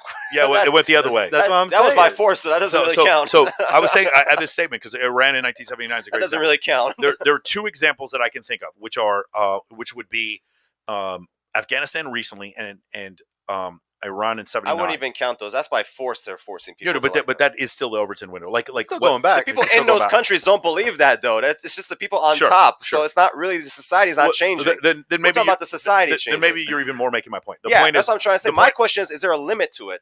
As technology advances, that's what causes the Overton window to move to the left. Oh, I agree with you. I know the Overton window is moving to the left. The question is there going to be a limit to where it's like, we'll just walk outside naked. We'll just do drugs and everything, no matter what. I think in certain places that may happen. Yeah, I mean, it was so crazy how when gay marriage was first proposed. But by the way, I don't have any problem with gay marriage. Yeah, but there were some people who were like, "Well, then people are going to start marrying animals, and then next thing you know, people are going to start marrying children." It's like, that's ridiculous. That is so ridiculous that these Republicans think that. Sure enough, that is exactly what happened. And so like that is exactly what happened. So the thing is, as far as the Overton window, there's certain things where I'm personally going to stop. Like, if you want to come near my daughter, I'm going to I don't have a daughter, by the way. If you want to come near my daughter, you want to touch my daughter because you believe that like older men and 12-year-olds should be able to have relationships, I'm still going to shoot you. Like, it doesn't make any difference where the Overton window is. I'm still going to fucking shoot you. Okay. I'm still not going to take the Lord's name in vain in front of a pastor or my mom. Like, there's certain things. I don't care what the Overton window states. No, I understand. I'm just wondering how much you think it will shift. Like, you think in 20 years we'll see like fentanyl in Walmart? Yes. I do think you'll see something like it'll be under prescription. Yeah, I do. Yeah, I do think something. I agree. I wanted to ask you because Mexicans are now starting to ship fentanyl into the States. I could see that. I could see it. I'm not saying 100%, but I could see it. I agree. I mean, it's hard to predict. The thoughts on the border situation, though, man. Like, what do you think? Like, is something that is a direct solution to it? If you disagree or like you see all these things like that. I'm just gonna first say that I think one of the biggest flaws with the human mind is that they always think there's a solution. Sometimes there's no solution. It's really hard to just accept it as a human because you're just like, there has to be a solution. Now, build the wall. Let's pretend there's a solution. What if this is the solution? You have one country that's extremely poor and one country that's extremely wealthy, and the people from the poor country are trying to get into the wealthy country, and some of them get in and some of them don't. I think it's a good thing. What if that is the ultimate compromise? Here's my solution. You know, there's a lot of people in this country who think America is a horrible, racist place and a capitalistic hellscape. That's what they believe. Sure. So I suggest if I were to get into Congress, a bill, we'll do an exchange a liberal program. So anyone who doesn't like it, we'll get you a one-way ticket to Cuba, Venezuela, and North Korea. And people who are trying to come from the southern border, we ask them questions. Do you believe in God? Like, I'm a Catholic, I'm Mexican. Okay, cool. Do you like communism? No. All right, cool. You like capitalism? Yes. All right, we'll do a swap. And that's it. I love this idea, but that's the only solution I can think of. But we kind of did that. I do think kind of the Kick solution. Out liberals? Like, give no. What was the Haven cities? What are they called? Sanctuary cities. Sanctuary cities. Sanctuary cities. Yeah. I love this idea for everyone, and here's the reason why: because everyone gets to practice what they preach. Right? Greg Abbott gets to have illegal immigrants not in his state. Okay. Very and these other places that believe that progressivism and liberalism is the way to go will now take on these people. And you know what? Some of them are going to be incredibly productive members of society. There are so many hardworking people of Mexican descent that come into this country and are absolutely hardworking people. And the overall belief that all of them are parts of MI12 or MI13 is ridiculous. The thing, what I'm trying to say is now everyone gets to back up their word. These liberal cities who wanted to be sanctuary cities, now you have to take this. Now let's see how this works for you. Now when your entire financial base decides to leave the city, which is what's going to happen in Chicago, because the liberals have ruined that place, and the same thing is going to happen in San Francisco at some point. When these things start happening, and unfortunately you guys start taking over Nashville, Austin, and Las Vegas, because we don't need you here. Please don't move here. I'm sorry, I forget I'm in Dallas. I'm in Yeah, Los, it's horrible in Texas, guys. Don't come yeah, here. please Just don't move stay in San over to Francisco. Texas. Stay in San know. Francisco. We don't need you Yeah, here. it's horrible. I think when that one of the things I love about the sanctuary city side is both sides get what they want, and it's so great because if those cities turn into hellscapes and incredibly high crime rates, then we proved a point. Yeah. You know what I'm saying? Because I do think There's Colorado. only one problem with that theory. What? Once they screw up San Francisco, they come to Dallas anyway. Yeah. This is the problem. They're gonna end up moving somewhere else after they destroy they just fuck it up. They'll just come here It's anyway. cancer. They're not going back to Mexico. I just finished the book, the Accommodation by Jim Schutz. And one of the things they talk about is this is pretty much a recession-proof city. Like throughout history, whenever the rest of the country went through a depression, we had the most fertile black, black soil to grow cotton. That's very true. On the entire Especially planet, in East Texas. on the entire planet Earth, this is the greatest place in the world to grow cotton. And because of that, Texas, for the last 200 years, or Dallas, North Texas specifically, has been like recession-proof. It has always been recession-proof. And so I didn't know it was because of the soil, though. People would move here. Well, now it's not because of the soil. Now it's because here's the thing. Remember how Russia wouldn't pivot away from petroleum? Dallas would. Texas would. Texas Instruments, Bell Helicopters. Yeah. The city of Dallas pivoted into petroleum and sort of pivoted out of petroleum and entertainment and sports and all these other things to make themselves a metropolitan city with a real man. You remember that Perot Museum? It's like finally somebody dinosaurs. We were told there were no fucking things as dinosaurs for the longest time. They showed a dinosaur. You guys go to the Perot Museum right now. There's this big sign that says some people believe in creation, some people believe in evolution. It was so funny because you don't see that when you go to the Guggen or what's the Metropolitan Museum in New York. You don't see that there. There's just one of these really interesting things. But this city being recession proof is the reason why so many people want to move here. And Austin too. Austin is kind of the same thing. Going back to what you're saying on a serious note, though, a lot of people who come here are hardworking, like you guys both said. So we do need to make a decision about how to keep them. I think that's one of the issues Republicans are messing up on is that, we don't want people to come here illegally, but the ones that are here, we need to deal with them. And I kind of joke about like doing swap the liberal or whatever, but I think we do. But that's the thing? Sanctuary City, I think that is kind of swap the liberal. You know what I'm saying? In a way. The issue is I think we need to just stop the whole asylum process. Because right now the issue is you can just come here, declare asylum, and then get a court date that years down the line. And then we're giving people asylum based on reasons that they just live in a bad country. That's not a reason for asylum. Asylum has to be based on like you're being religiously persecuted, you're part of organized. Something has happened. I had family members who were persecuted by the Cali cartel. No, I'm sorry, the Medellin cartel, and they declared asylum, came here in the 1970s. Or 1980s, yeah. No, it's definitely like my thing is that when they come, you can do stuff like how DACA's set up, where like if somebody's here, it's just like we're sending you back if you fuck up in any way, shape, or form. Don't fuck up. You want to come here, then just be a good citizen. You can't go to jail. You can't, don't do any of these things. I don't know what exactly it is on DACA, but I know like there's certain guidelines, and they break any of those rules, you're out. I've known people that have got kicked out of here, and I know people who are good people that are here and they follow DACA and they're good working citizens. Like you have to have a job to be on DACA too. Like, so it's very simple to me. It's just like put them all on these programs, and then make them, if they want to do the citizen thing, like they can do the whole process to become a citizen over years, where you memorize the. I'm not in favor of kicking out DACA kids. It doesn't make sense. A lot of them just lived here most of their life. They didn't even do anything themselves. Their parents brought them here. I think the issue is going forward is that when we let people come here with their children, we're incentivizing bad behavior. My dad's family's from Iran. They would love to come here, but they can't because they don't share a border with America. So it's a little unfair to have a system like this. It just shows to the world that, we're just not as serious as treating everyone equally. Again, any country on the planet could be wealthy. The number one I would pick, if you were an alien and you came down here and you're like, you border the richest country on the planet, you have two massive fucking ocean borders, an incredibly a large amount of petroleum and fertile land, and you're that fucking poor. It doesn't make any sense how Mexico's that poor. It makes sense to me that Venezuela is poor. It makes sense to me that Uruguay is poor. It doesn't make any sense to me that a country that big with that much like prosperous land is that poor. And the answer is cartel, man. The answer is a cartel. You're right. The answer is corruption. It is exactly right. It's crazy because we're the best country in the world apparently, but right next door to us is the most corrupt country in the world. One of them. $2 from Don Juan. Next debate: Tony Schaefer versus Mike Sartain. Who's Tony Schaefer? I have to go look that up. I remember that name from somewhere. I forgot where Tony Schaefer is, but no, I can't. Tentatively, it's Adam Sosnick has asked me to debate. What's his name? Nick Fuentes, Oh, okay. in August. $2 from Don Juan. Good luck with that, by the way. Mexico lacks management and private property. $5 from Don Juan. Mike, I think you're cool, but just watch logical fallacies when you debate. It seems like you like doing them, but you seem weak with fallacies. LFG. So one of the problems with the fallacies is then you would have to like explain the fallacy. That's not a lot of evidence there. Yeah, I've been talking with him for an hour and a half. I haven't noticed any fallacies. Yeah, what I said is the F-35. What are the things we know and what are the things we can prove? We know the Russians and the Chinese can't see F-35s. We don't know that we're going to bomb the Russian front, but so one of these things is a certainty, and the other thing is a possibility. That doesn't mean that's not a logical fallacy. Yeah.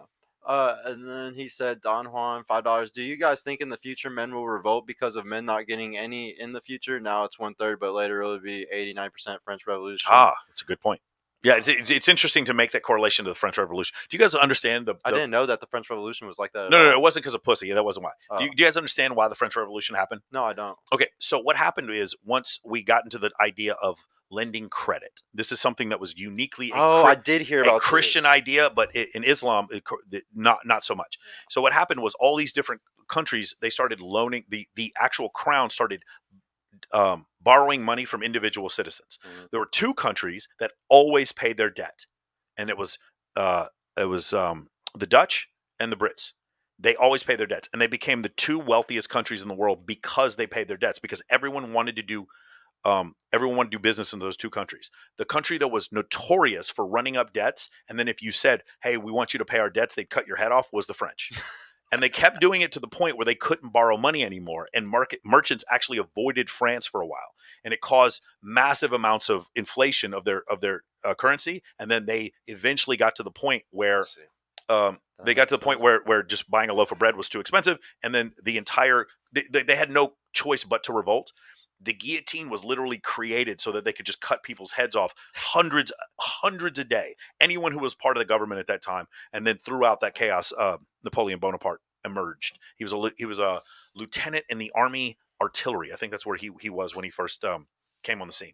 But yeah, that's essentially how it happened. You don't pay your debts. That's what happens. I don't know if that's going to happen here because men can't get any though. No. So yeah, back to answer your question. No, we're gonna fuck robots. I'm 100%. Yeah, sure. it's I'm 100% sure we're gonna fuck robots. Yeah, I don't think I'm not even kidding. I think guys like right now are losing really hard, but if we look in the next 10 to 20 years with technology, guys are going to be winning whenever we get the robots. The girls are going to be losing in those cases. I feel like it's going to be the women. That's a really interesting way to look at it. Yeah, I didn't think about it like that. I still because I really enjoy having sex with women, but the thing I would say is. No, you're right. Once the men find it viable to start having alternate things to have sex with, then I do think that it's going to be karma's a bitch. It's going to come back and bite the women in the ass. What happened? You think that'll lead to the destruction of certain populations like the Japanese who are already on a decline? So do you really think that the Japanese care about this decline that they're having? I don't know about their feelings or not, but I'm just wondering, you think the robots would increase that even further? No, this is really interesting because there's a difference between population decline and demographic collapse, right? Because what Nick Fuentes and fucking Elon Musk are talking about is demographic collapse, but they're saying population collapse. So the thing is, with Japan, I think Japan basically got to, a guy who isn't it more geographic collapse though? No, here's the thing. I'm just talking specifically about Japan. Japan was competing with America, and in doing so, they ran their people into the fucking ground, and things got too expensive. In Japan, Tokyo became just not a great place to live. And I think somewhere in the ethos of that country, they came to the point where it was like, we don't need to be competing like this anymore. Mm-hmm. Let's chill. Let's back off. And in doing so, they realized any point you're standing on the Japanese islands, you're 75 miles away from the ocean, no matter where you are. That's how small those islands are. If you're there and you understand that, you get to the point where it's like, do we really, if I have $50 million and my friends are billionaires, at some point, is it okay to have $50 billion? I think that's what Japan is like. They're like, we're going to have population collapse. We're also the third largest economy in the world. Do you understand what I'm saying? So I think what's happened, this whole thing where we keep using Japan's population collapse as this experiment, I think the people who live there are like, if half these people went away, we'd be fine. Mm-hmm. If you've ever walked through Tokyo, you're like, man, this is fucking crazy. How much is it for me to rent an apartment? $15,000 a month for a one bedroom? What the fuck is? No, I think the population decline in Japan and also the economic decline in Japan is actually on purpose. That's just my theory. Now, do you think it's going to get even more when they have these sex robots? So That's the now question. here's the thing: the population decline in the other places. So the main concern for Elon Musk is middle class white Americans, right? That's the main thing. It's like I'm not worried about here. I'm worried about more like homogenous societies. oh, I mean, there's 8 billion people on the planet. There's 400,000 elephants. I just don't. If there's 4 billion people on this planet, we're still fine. I just don't really think it's that big of a deal. Oh no, I'm not talking about the entire human civilization. I'm talking about specific ones like Japan. Because Well, even no, right now, but that's not what Elon Musk is worried about. I'm not really sure what he's talking about. I'm yeah, specifically talking about this question So here. what he thinks is educated people in the U.S. are being outbred by people he thinks to not be educated. Does that make sense? Like idiocracy. Like yeah, it's like in turning America, into idiocracy. that's not going to be an issue because we're more heterogeneous when it comes to like income, different socioeconomic status, multiple ethnicities. I'm talking about more like homogenous societies. I think these sex robots are going to make it much more difficult. I think the population is going to even decline. Yeah, but if further. the population declines in China, China's still China's different than Japan. Yeah, it's still, but China's different from Japan, but Japan's still overpopulated. If you're there, it's still overpopulated.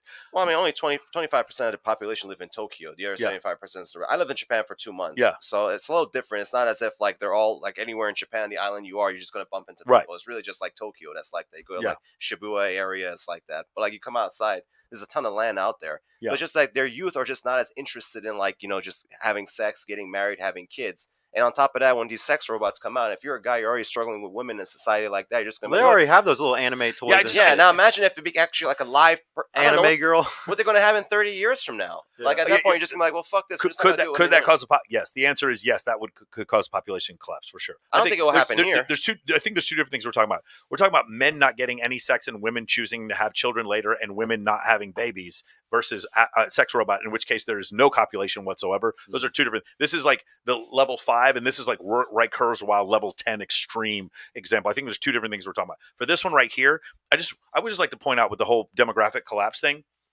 Where's Elon Musk from again? South Africa. South Africa. Interesting. Can anybody think of an example of a country where you had one population that was a minority and another population that was a majority, and the one population that was a minority was trying to have babies as fast as they could because they were being outpopulated by the other one? Can anyone think of a country where that was happening? That happened there with white people? That is what apartheid was about. Yes. I did not know that. That's exactly what happened. Elon Musk is talking his book. Elon Musk grew up in a country where white people were being outpopulated by black people, and there was a clear separation between the two classes. They had a caste system there. And he comes to the United States, and he sees that white people in the United States are being outbred by African Americans and Hispanic people, and they're being outbred by Indonesian people, by the country of Mexico, by all these other places where it's happening. And he's like, the way the demographics look is that eventually in the next 30, 40 years, white people will be less than 50% of the population of the United States. And he finds that to be frightening. I don't know how he's expressing it, but it's a demographic collapse. It's not population collapse. There will still be 9 billion people before the end of the next century. It's not. I see what you're saying. The point is, I wish he would just say that, because to me, this idea that like if half the United States population isn't white, I don't think that's the end of the United States. I really don't have an issue with that. You know what I'm saying? Yeah, I don't think that stuff matters at all. When I'm talking about this, to some people it does. I'm talking about population decline in like a homogenous country like Japan. Yeah. Because they're all Japanese for the most part. Yeah. It's not like the same thing here. I'm mixed race myself. Yeah, but it's not going to go to zero. I mean, if you still have 20 million people in Japan. No, it's not going to go to zero. It just will make it harder for them to like. We're already having this problem right now with our Social Security and Medicare system. We're not creating enough children. Oh, there's not enough children to be able to pay for the dependents. And the problem that's the collapse problem. This is the problem. And then once they can't like keep their economy going and they can't support and they're just living longer and longer. They live a lot in Japan. They live like a really long lifespan. And these motherfuckers don't die, and then they're not making kids to take care of them because people want to fuck sex robots. So at what point is this going to become a major problem? I don't have a problem with race mixing. I'm half Persian. I'm half black. My girlfriend out there is Mexican. I don't even know what our kid's going to look like. I'm happy with it. They're going to look like Jesus. Hey, I'll be happy for it. They're going to look like Jesus. That's what they're going to look like. I think race mixing is great. Now, people like Nick Fuentes think it's degenerate. That's whatever they think. That's fine. That's the only thing that I'm actually not going to be able to argue with him on, because that's his opinion. That one's fine. I have no problem with his opinion. I just don't agree with it. I think it's absurd, but that's his opinion. Yeah, it's not about factual or non-factual. It's just that's what you think, and I think you're dumb for thinking that. I mean, that's really what it is. Yeah. Well, I mean, it actually is dumb, because if you look at a lot of things, I think that some of the best people are the mixes. Like that's where like we're going anecdotal. We're going anecdotal. Just take it to its logical conclusion. What happens when you inbreed with the same people too much? Yeah, of course. You get Tay-Sachs disease. That's what you get. So here's the issue. I would say, if I was going to talk to Nick Fuentes, is like, you do understand Like I would ask him like simple questions. Do you believe that African Americans are like closer to primates? Do you believe that? He'd be like, no, okay, because I want to get him. I need to get him on the record saying some of this shit. And then at the end, I'd be like, do you understand that Homo sapiens have the same 23 alleles? It doesn't make any difference what there's different ethnicities. There's only one race. All right, Michael. Homo sapiens. Don't give out too much because I do want to see you nail this guy. Yeah. So maybe watch. That's what I want to do. I don't want him to research this ahead of time. I just want to say, like if I were to map the genome of an African American, if I were to map the genome of an Anglo American, do you understand that in a vacuum you can't tell the difference? You can't. Do you know that, or do you not know that? And I just want to pin him down on a couple things. Well, what bothers me is like the race thing. If he takes a 23andMe test or whatever the fuck, like he's not all one thing. Of course not. That's what makes no fucking sense. By the way, how can you become like something that you're not? He's racist to the point where he doesn't think Irish and Italian people should have babies. And you know that has to be clear. Yeah, I mean it's ridiculous. No, I mean it was 100 years ago. It's absurd. Back in time. And hey, ready? You want to make some real people mad? Adolf Hitler's grandparent was Jewish. How about that? We keep forgetting about that one. You remember the Aryan guy, Adolf Hitler, who had brown hair? He didn't have blue eyes and blonde hair. Do you guys remember that shit? Whoops. Who wasn't even fucking German? He was Austrian. Oops. I mean, it's very normal for these people to be like that. Yeah, it's just crazy, man. The thing is though, like I want to get him on logic. If he truly believes that he just decides that's the thing, I was like, well, that's a bit bigoted, but that's my opinion, and you have your own opinion. Here's the thing with him. Just keep in mind, he's, 24 or something? I believe a lot of dumb shit, too, when I was younger. Like, hopefully this guy just kind of grows out of it and realizes it was just a bunch of crap and trolling. I'm going to propose a theory. I actually think, what if he's actually either sponsored by or he himself is actually a liberal?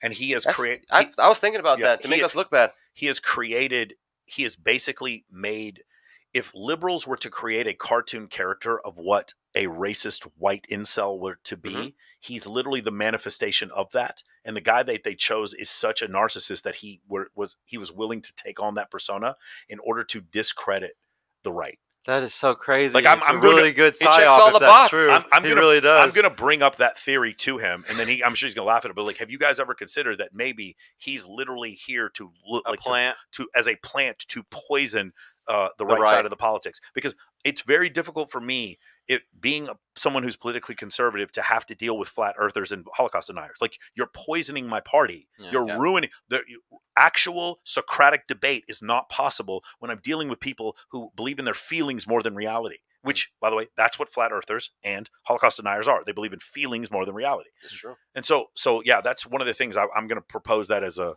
theory when if I get to debate. Best of luck in fighting this troll. Me and Glenn have been talking a lot about bridging the gap of religion and red pill. Because this is just something that's going on like crazy right now. We got the Tradcons doing their shit, and then we got the red pillars doing their shit, and there's a giant war going on. And we're just always trying to talk about bridging the gap. Michael, do you think that there's such thing as doing something like that? Is there any way to bridge a gap like that? For the history, through the history of like traditional conservatism. And by the way, when we say that, we mean like just go back to the 1950s, Judeo-Christian conservative values that have existed in this country.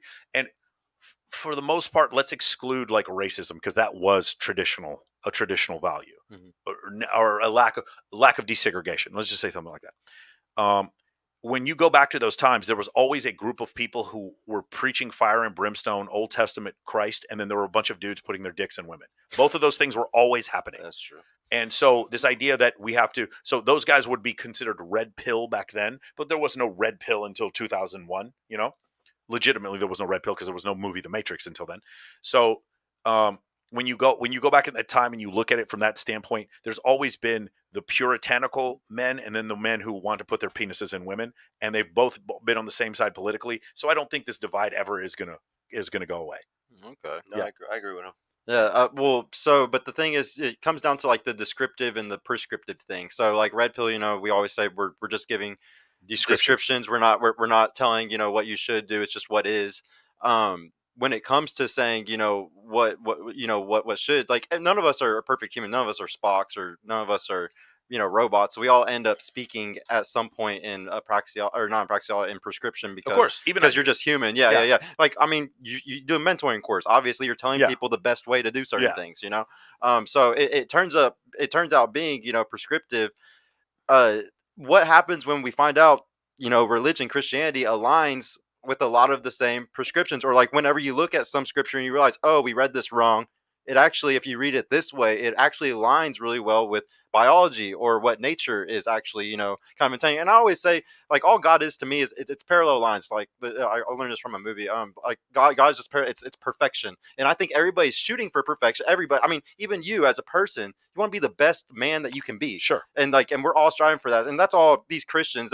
They think they're the best. They they think they're doing the right thing. Yeah, but I mean, but like a Christian man who chooses to I'm trying to think whatever, like disown his daughter for being a lesbian, or an Islamic man who chooses to stone his daughter for getting raped. Yeah. They believe they're doing the right thing. Yeah, but that's not part of our religion. That's just cultural interpretation in Pakistan. For sure.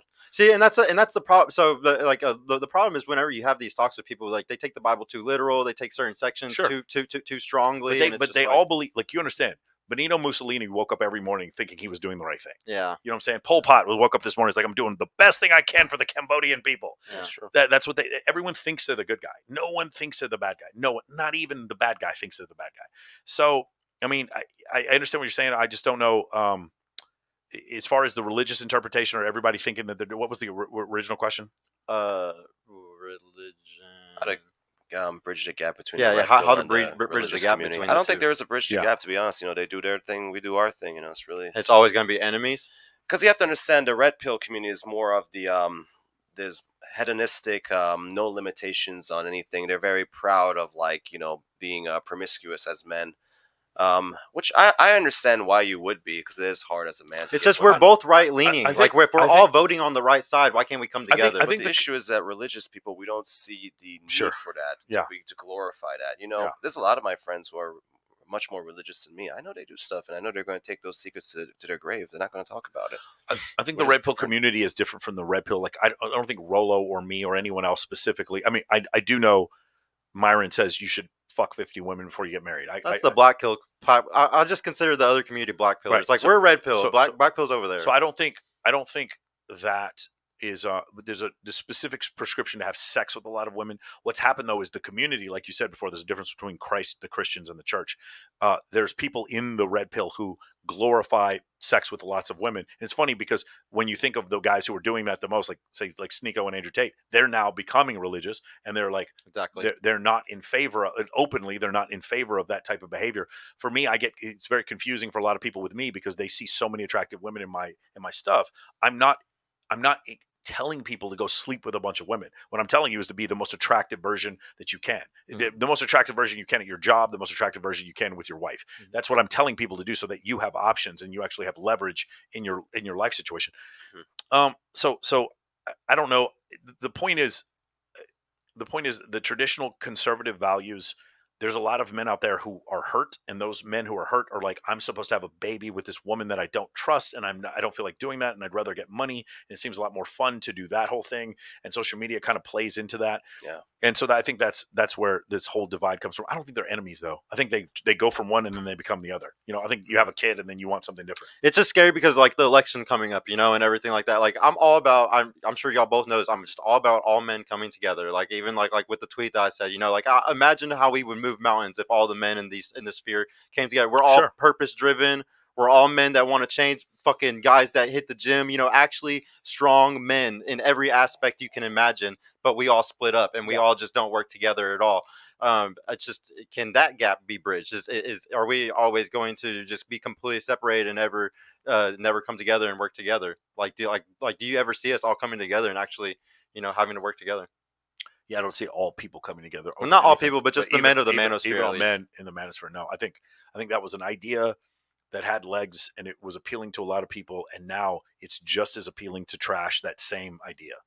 I think that's where we got into now. That's where you get the Destinies and the Abbas and Preaches and Sneekos turning on the red pill and all that kind of stuff. I don't blame them because I don't really care. Like you saying if you want to, I would be more offended if you we're talking shit about the Texas Longhorns than I would about you talking shit about the Manosphere. I don't care. I don't get a Manosphere union card. I don't pay Manosphere dues every week. I don't care that much if you want to trash the Manosphere. If you want to come after me, just remember when you're coming after me, I'm not going to take it personally because you're coming after Lita Cosmides, David Buss, Margot Wilson. You're coming after Steven Pinker, Gadsat. You're coming after the professors.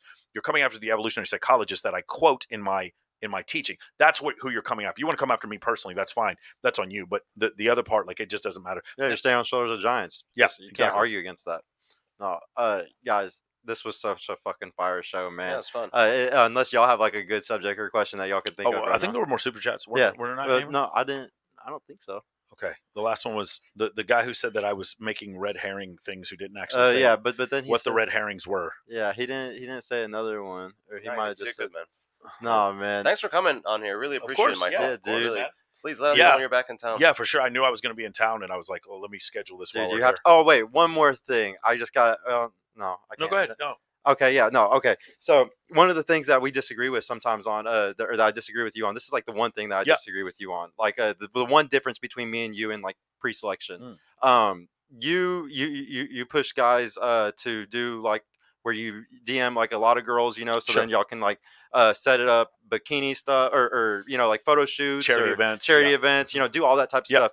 Now I argue that like the girls that do that type of stuff, there are a certain type of girl. Like I made something called a fuck girl tier list, and I put those girls like. And I'm not saying a fuck girl is just like a horrible person. I'm just saying she's a fuck girl, just like how there's fuck boys out here. And at the top of those fuck girls tier lists, the S tiers, I always say it's the Instagram models. It's or I would actually say like OnlyFans is like a step above that, like a S plus tier probably. Got it. But like any girl that makes money off of or likes that influence, likes the likes, likes all that attention and stuff, that validation, they're all the way up at their top, and they're the hardest to make happy in a relationship. Yes. They're the ones that there's just too much. And then right under that, it's a function of stimulus. You actually should sort it by stimulus, not by promiscuity. Because the reason why it is by stimulus, because like the one under that is strippers. The reception of stimulus is how you should, because I know strippers who don't fuck anyone, and I know OnlyFans girls who like haven't had sex in years, and I know girls who works at a receptionist at some cosmetic company who fuck 7 dudes. I have girlfriends, dude, that are the most gorgeous girls in Dallas, and they have literally less than 5 bodies. Like they're the greatest good Christian girls ever. So no, I completely agree with you,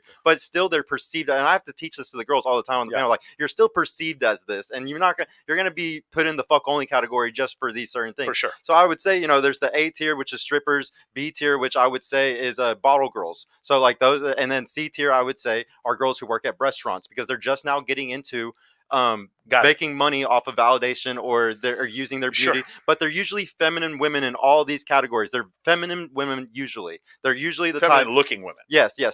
Which is usually what we end up wanting though in the end, is we want a feminine looking woman. Small waist, big boobs, Yeah. And so my thing is though, I feel like your program sometimes pushes people into those higher tiers, and that's fine if you're a badass guy. If you're a A tier fuck boy or a B tier fuck boy, you can handle those fuck girls because you have the experience to go against them. But I'm scared of them going against getting finessed, because I've watched it for years. I've watched guys get finessed like crazy by strippers and those type of girls. So it's like it's a huge deal to me to like push guys away from those type of girls and really just like avoid them. They're the plague. Okay. Avoid the model bitches.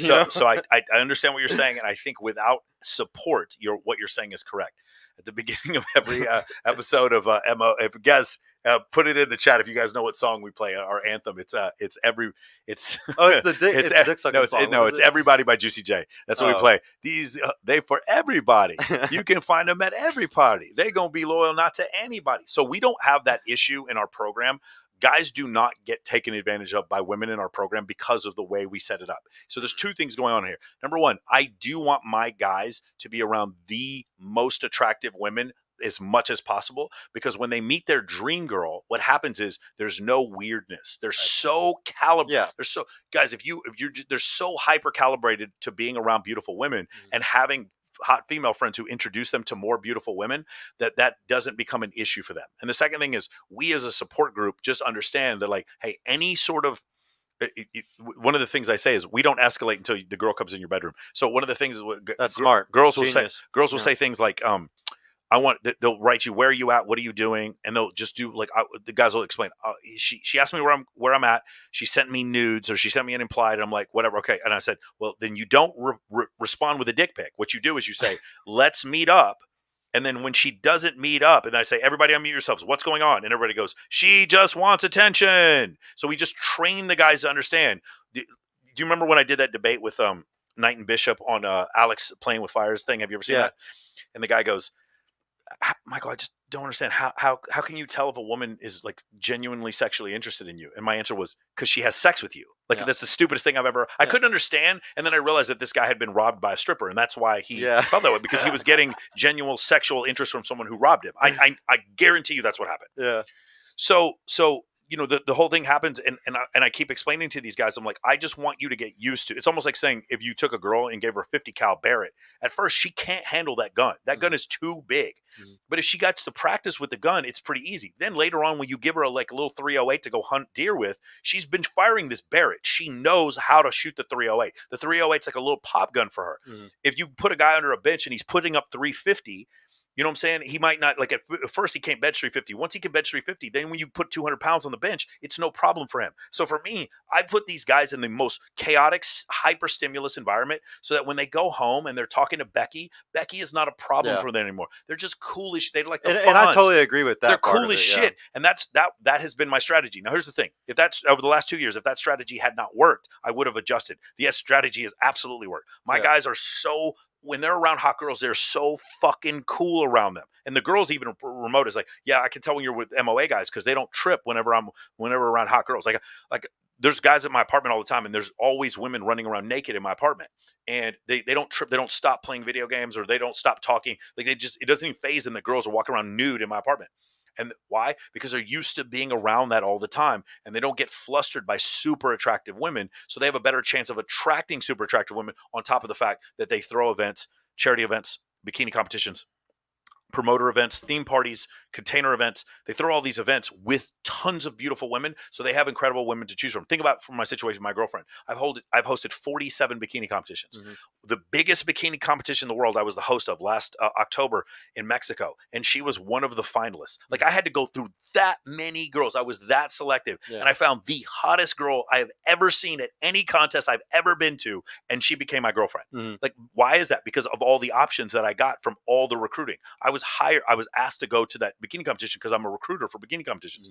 And so from that, I got a girl who has an extremely low body count, who's trying to go to law school, who's incredibly good shape. All those things that are amazing, and she's super loyal to me. But how did I do that? It's because I had to go through thousands of women to get to that point. I'm not saying I slept with thousands of women, but I had options to all those women. And that's what that. And it wasn't like a stripper show. It was a literal bikini pageant where she has to get up there in a gown and answer questions. Right. So it was like that, and I just found this ultimate pageant queen who fit what I wanted physically, mentally, emotionally. And so in order to do that, I needed to be around a ton of options. But I can tell you, 25-year-old me running into Kylie McGahey, I would have pissed on myself. There's no way a girl like that I would have talked to, who was that fucking hot, I would have been able to do so. And for those of you who've seen her on camera, wait till you see her in person. She's just like, she doesn't even make sense how hot she is. But when that happens, it's like one of these things that I know that the 45-year-old me could handle it, because I've dated several playmates before. But 25-year-old me definitely could not have handled it. So it was the immersion that fixed it. Do you think there's an age that's like makes like would you tell your guys, if they're trying to date a girl that's like 30 plus, like would you advise them against it or anything like that? No, I don't have any problem because of I could show you some girls who are 30 plus who are the hottest women I've ever seen in my life. That's not the issue. I see them on your show. Yeah, what you have to do is, dude, Jamie Villamore is a fucking 10 and she's 41 years old. Okay. The thing is, but you don't think that those girls can be fucked up after that long of like sleeping around? No, I definitely do. But like the thing for me is, okay, so this is the other part of your question. I do think you need to have a point in your life where you are indiscriminately having sex with insanely hot women. I do. I don't mean fuck girls without a condom, and I don't mean fuck hookers, and I don't mean go out and just try to fuck strippers. What I mean is you go out and see super hot women, and you have a skill set that you have worked on that allows you to at least be in her presence and to get her attention so that you can go out with her, and then at some point like every dude should, at least before you get married, have had sex with one fucking 10, at least one, like, gorgeous fucking girl. Like, you at least have the skill set to know that you can do that, because what happens is if you can't, and you're a 45-year-old dude who just happened to get rich after you turn 40, and you're dating some girl who's like a fucking 7, but she's 25 years old, and she just has your balls in a fucking vice the whole time because you don't know that you could date a 10, you're so afraid to lose this woman that you end up self-deleting when you lose her. I don't want that. I want you to know as a man that you could, again, I know that if I lost all my money today, I could make money again because I understand business.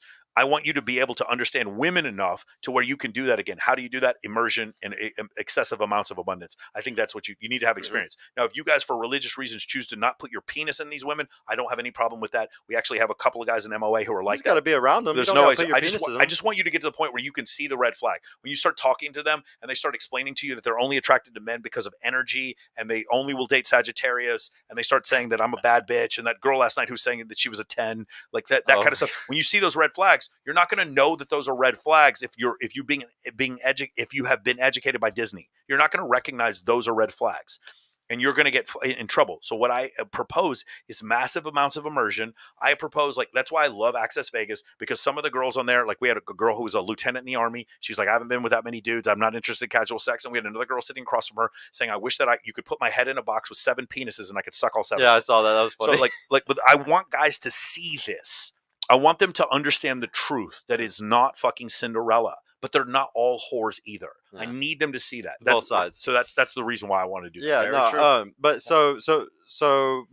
how often do you do your, like, if a guy signs up for your program, how often can he do an event to get that social calibration he needs to get? So having like 4 girls over to drink tequila and play with your cats while you watch a Harry Potter marathon is an event. Yeah, so like, but the answer is almost every day if they do everything right. If you were to look at my life before, so I used to throw a bunch of photo shoots. I don't anymore because I got guys in every city who do it, and I just recruit for them. So I would say a photo shoot every 3 weeks, an event with either Teatro or Babes in Toyland at least once a month, and then my podcast, I consider that an event now because it's 10 girls and 2 guys that come to every podcast now. What do you think about a guy though, like that does, all of it that way versus a guy that goes and spends nothing, like every time, like every day, every other day, spends as much time just around women as much as possible, just being around them, but not like doing events or anything? Yeah, you don't have to do the events. The events were a way for you to. So the thing about it is, if you guys had a guest list for the Maxim party, you could message the hottest women you've ever seen in your life, like hyper stimulated women. Yeah. But the thing is, like, so I'm friends with Abigail Ratchford. That's a great example. Abigail Ratchford has 10 million followers, something like that. She's a huge model.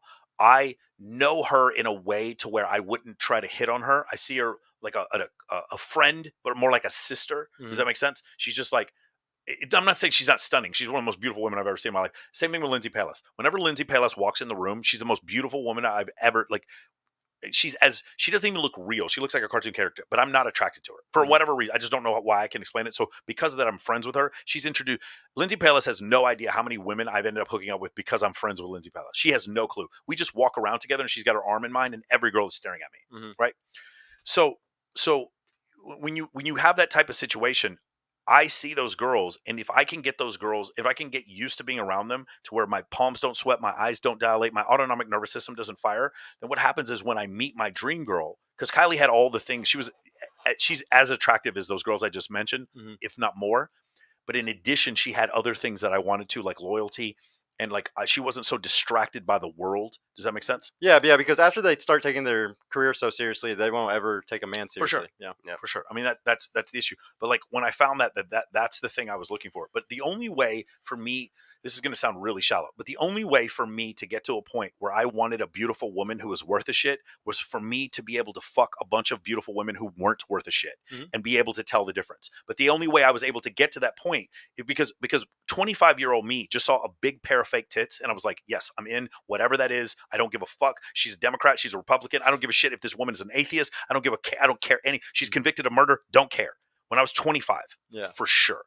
But later on, when you've been with enough attractive women, you're able to say, okay, the beauty is not going to pull me in one direction or another. My girlfriend could be less attractive than she is now, and she'd still be my girlfriend. The beauty is not enough to pull me in one direction or another. It's these other characteristics that I can finally see now because I'm not blinded by the beauty anymore, the big tits and the blue eyes. Yeah, I completely agree with it. It's just like those same beautiful girls. All I teach, if somebody signs up for my coaching program, is I just teach them how to meet those girls before they get to the highest tier of the fuck girl tier list. Because some of them start at C tier and they go up to B and they go up to A and then they go up to S. That's what most of them. And I just want them to meet the girls when they're at the C tier before they become fuck girls. Yeah. Hey guys, I'm gonna head up. Yeah. Oh yeah. It was fun talking to you. Awesome, man. Yeah, definitely. Next time you guys come in town, let's all get together. Yeah, dude. I'll see you later, bro. Thank you, Matt, for coming on, bro. Awesome. Yeah. Thank you, brother. Man. Thank you. No, you're good. Yeah, I just think I think you should.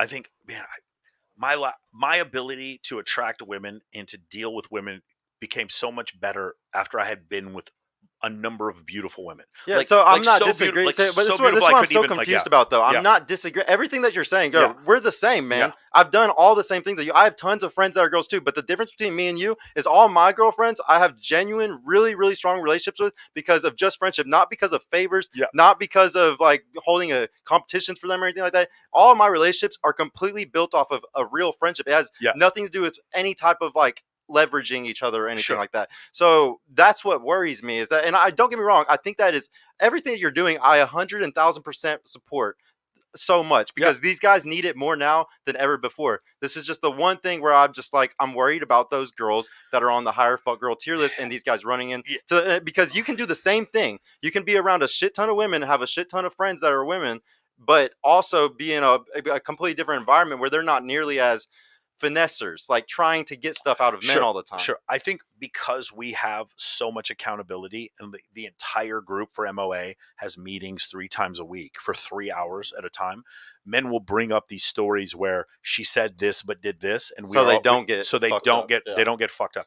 And that's good then because that's the biggest thing, bro. Like because I see it all the time with my group of guys, and they always fuck up, and it's just like, y'all don't understand that if you go here, you do this, you don't even have to deal with the fuck shit though. And it's also a numbers game. They say like when you deal with girls online, when you deal with model, like those type of people, there are a certain type of people. Like you always say, your friends don't use dating apps. You know, they date in the real world. Yeah, too attractive to do that.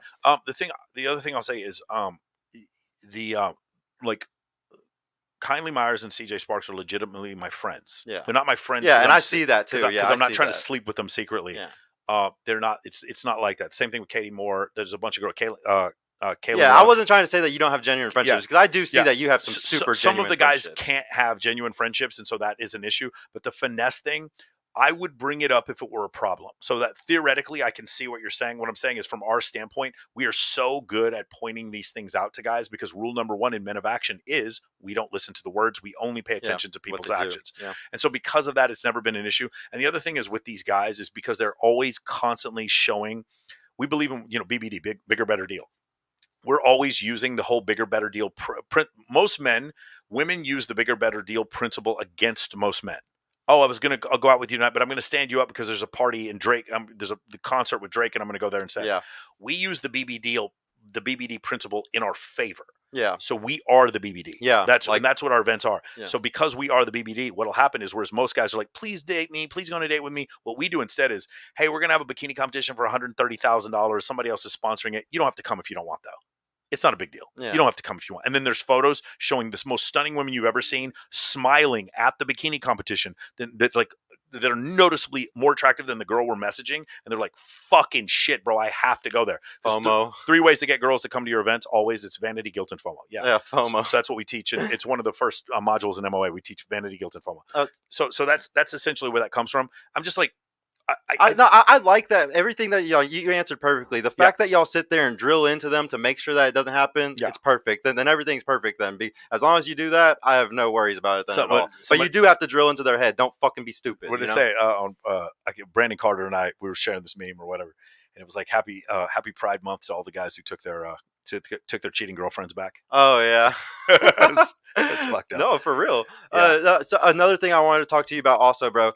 The end game to TRT. Okay. Yeah. So like I understand TRT completely. I know that some guys, they have to do it because their levels are so fucked off or something. Yeah. It's a need. But for like most people or like the biggest thing, like somebody that can do something, I know you said like the plants the other day that there's 2 different plants that you can eat that, fix it. But what is just the end game? Like, I just want to know, like, what age will you stop at? What is a guy's plan? Because your body's not going to naturally produce it anymore. Your estrogen levels are going to be higher. You can take estrogen blockers. You can do that stuff. Yeah. But bottom line, your body's not going to remember how to produce tests anymore. So like, No, you can take HCG or Kisspeptin and get Ganadoril, and it'll refire your and testicles. what does it get when it refires it up to? Does it get up to the same level that it got up to before? I believe so. Yeah, it definitely worked for me. I mean, it was pretty amazing how well that stuff works. The thing for me is, if I count my macros, you ask the same question: how long in your life are you going to keep counting these macros? How long is this healthy eating going to work for you? I'm like, no, I've made a decision. I'm going to eat healthy for the rest of my life. So the thing with testosterone, it's just one of these things where it's so incredibly easy to use and easy to use safely. And as I get older, the number is obviously going to go down. When I'm in my 60s, I won't even take 100 milligrams a week at that point. I'll probably be way below that because my vascular system is not going to be able to handle thick blood like hard, that. Yeah. But the thing is, the problem is this, right? If I was going to live a life where at 35 my total test was in the 200s, it's not going to go back up. It just isn't going to go unless I've been kicked in the nuts by a fucking donkey and there's some surgery that I can have. It's not going to go back up. But all those things, like people say, like going, outside, working out, natural, it's more leg not, workouts, well, all that it's stuff. It's not going to go from 200. The leg workout thing is actually more for HGH. It's not going to go. The problem is the difference between 400 and 900 is so stark to me. And I was talking to somebody else about it. The buddy of mine who's in his 50s, and I explained to him, was like, the colors get brighter, and like you just like sex with your wife is better. I just can't explain it until you have it happen. But when you're in your late 30s, everything starts getting gray. I don't know how to explain it, but like you work out just as hard, but your arms don't get any bigger, and your waist gets bigger.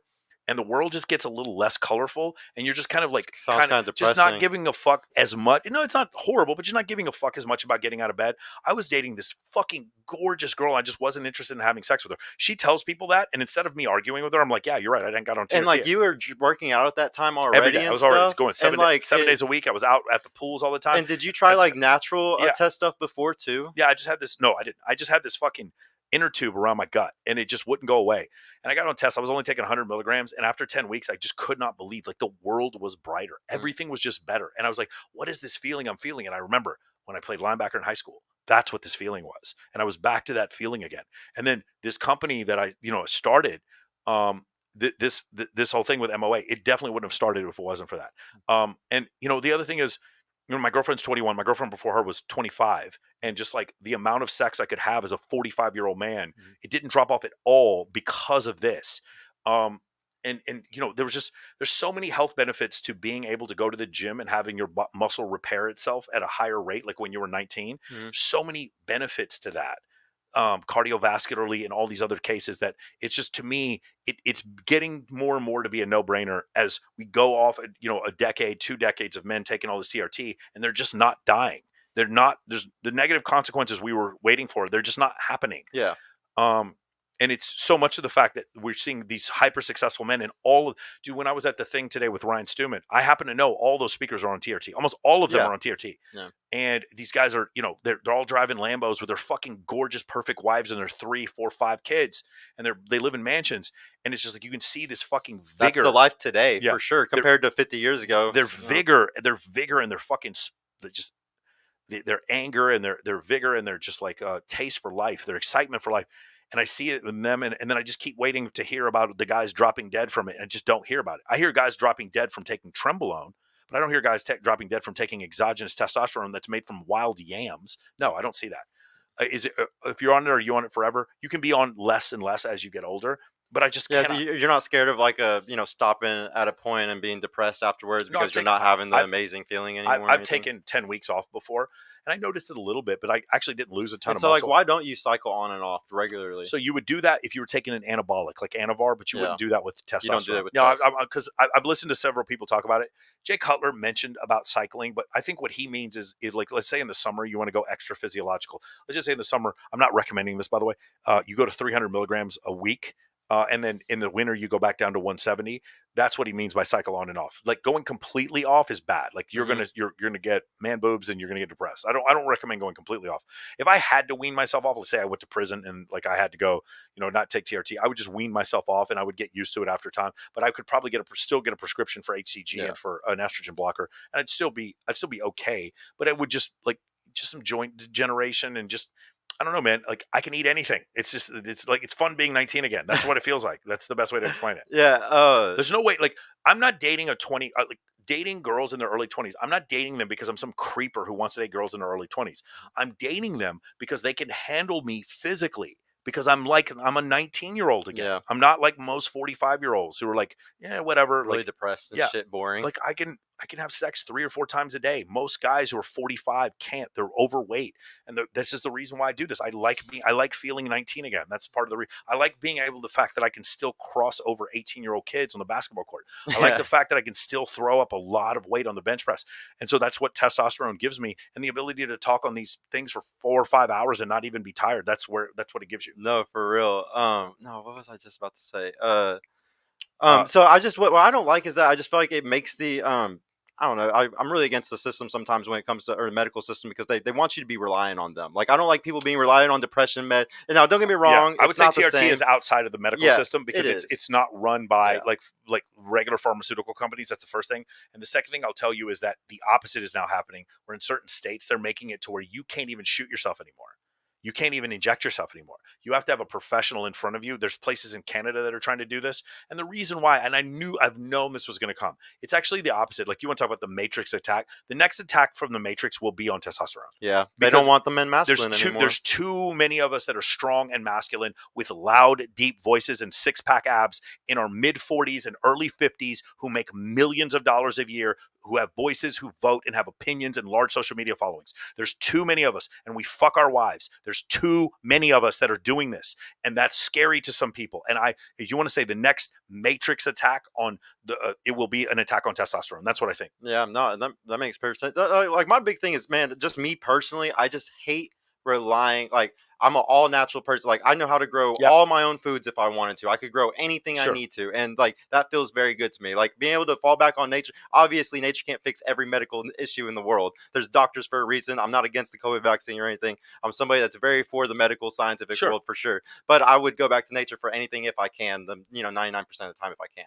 Wow. Obviously, sometimes people need shit. So I'm not against TRT all the time for sure. Another thing I wanted to ask you about, man, is because you hear about this online. I don't know the debate against it. I don't even know like the other side of this Sure. debate, so I can't wait to just hear somebody who actually has probably read about it. Sometimes these fucking feminists and shit will say, well, it's just as bad for a man to have kids later on because it's like higher chances of autism or like it's like Yeah, I've or like heard it's that. not. But if your genetics are good because you're taking TRT, is it not like that because your genetics aren't deteriorating? You Your produce less sperm when you take TRT. Okay. Yeah. So here's the thing. I'm not aware of this idea that the DNA corrupts in sperm as you get older. I maybe in your 70s.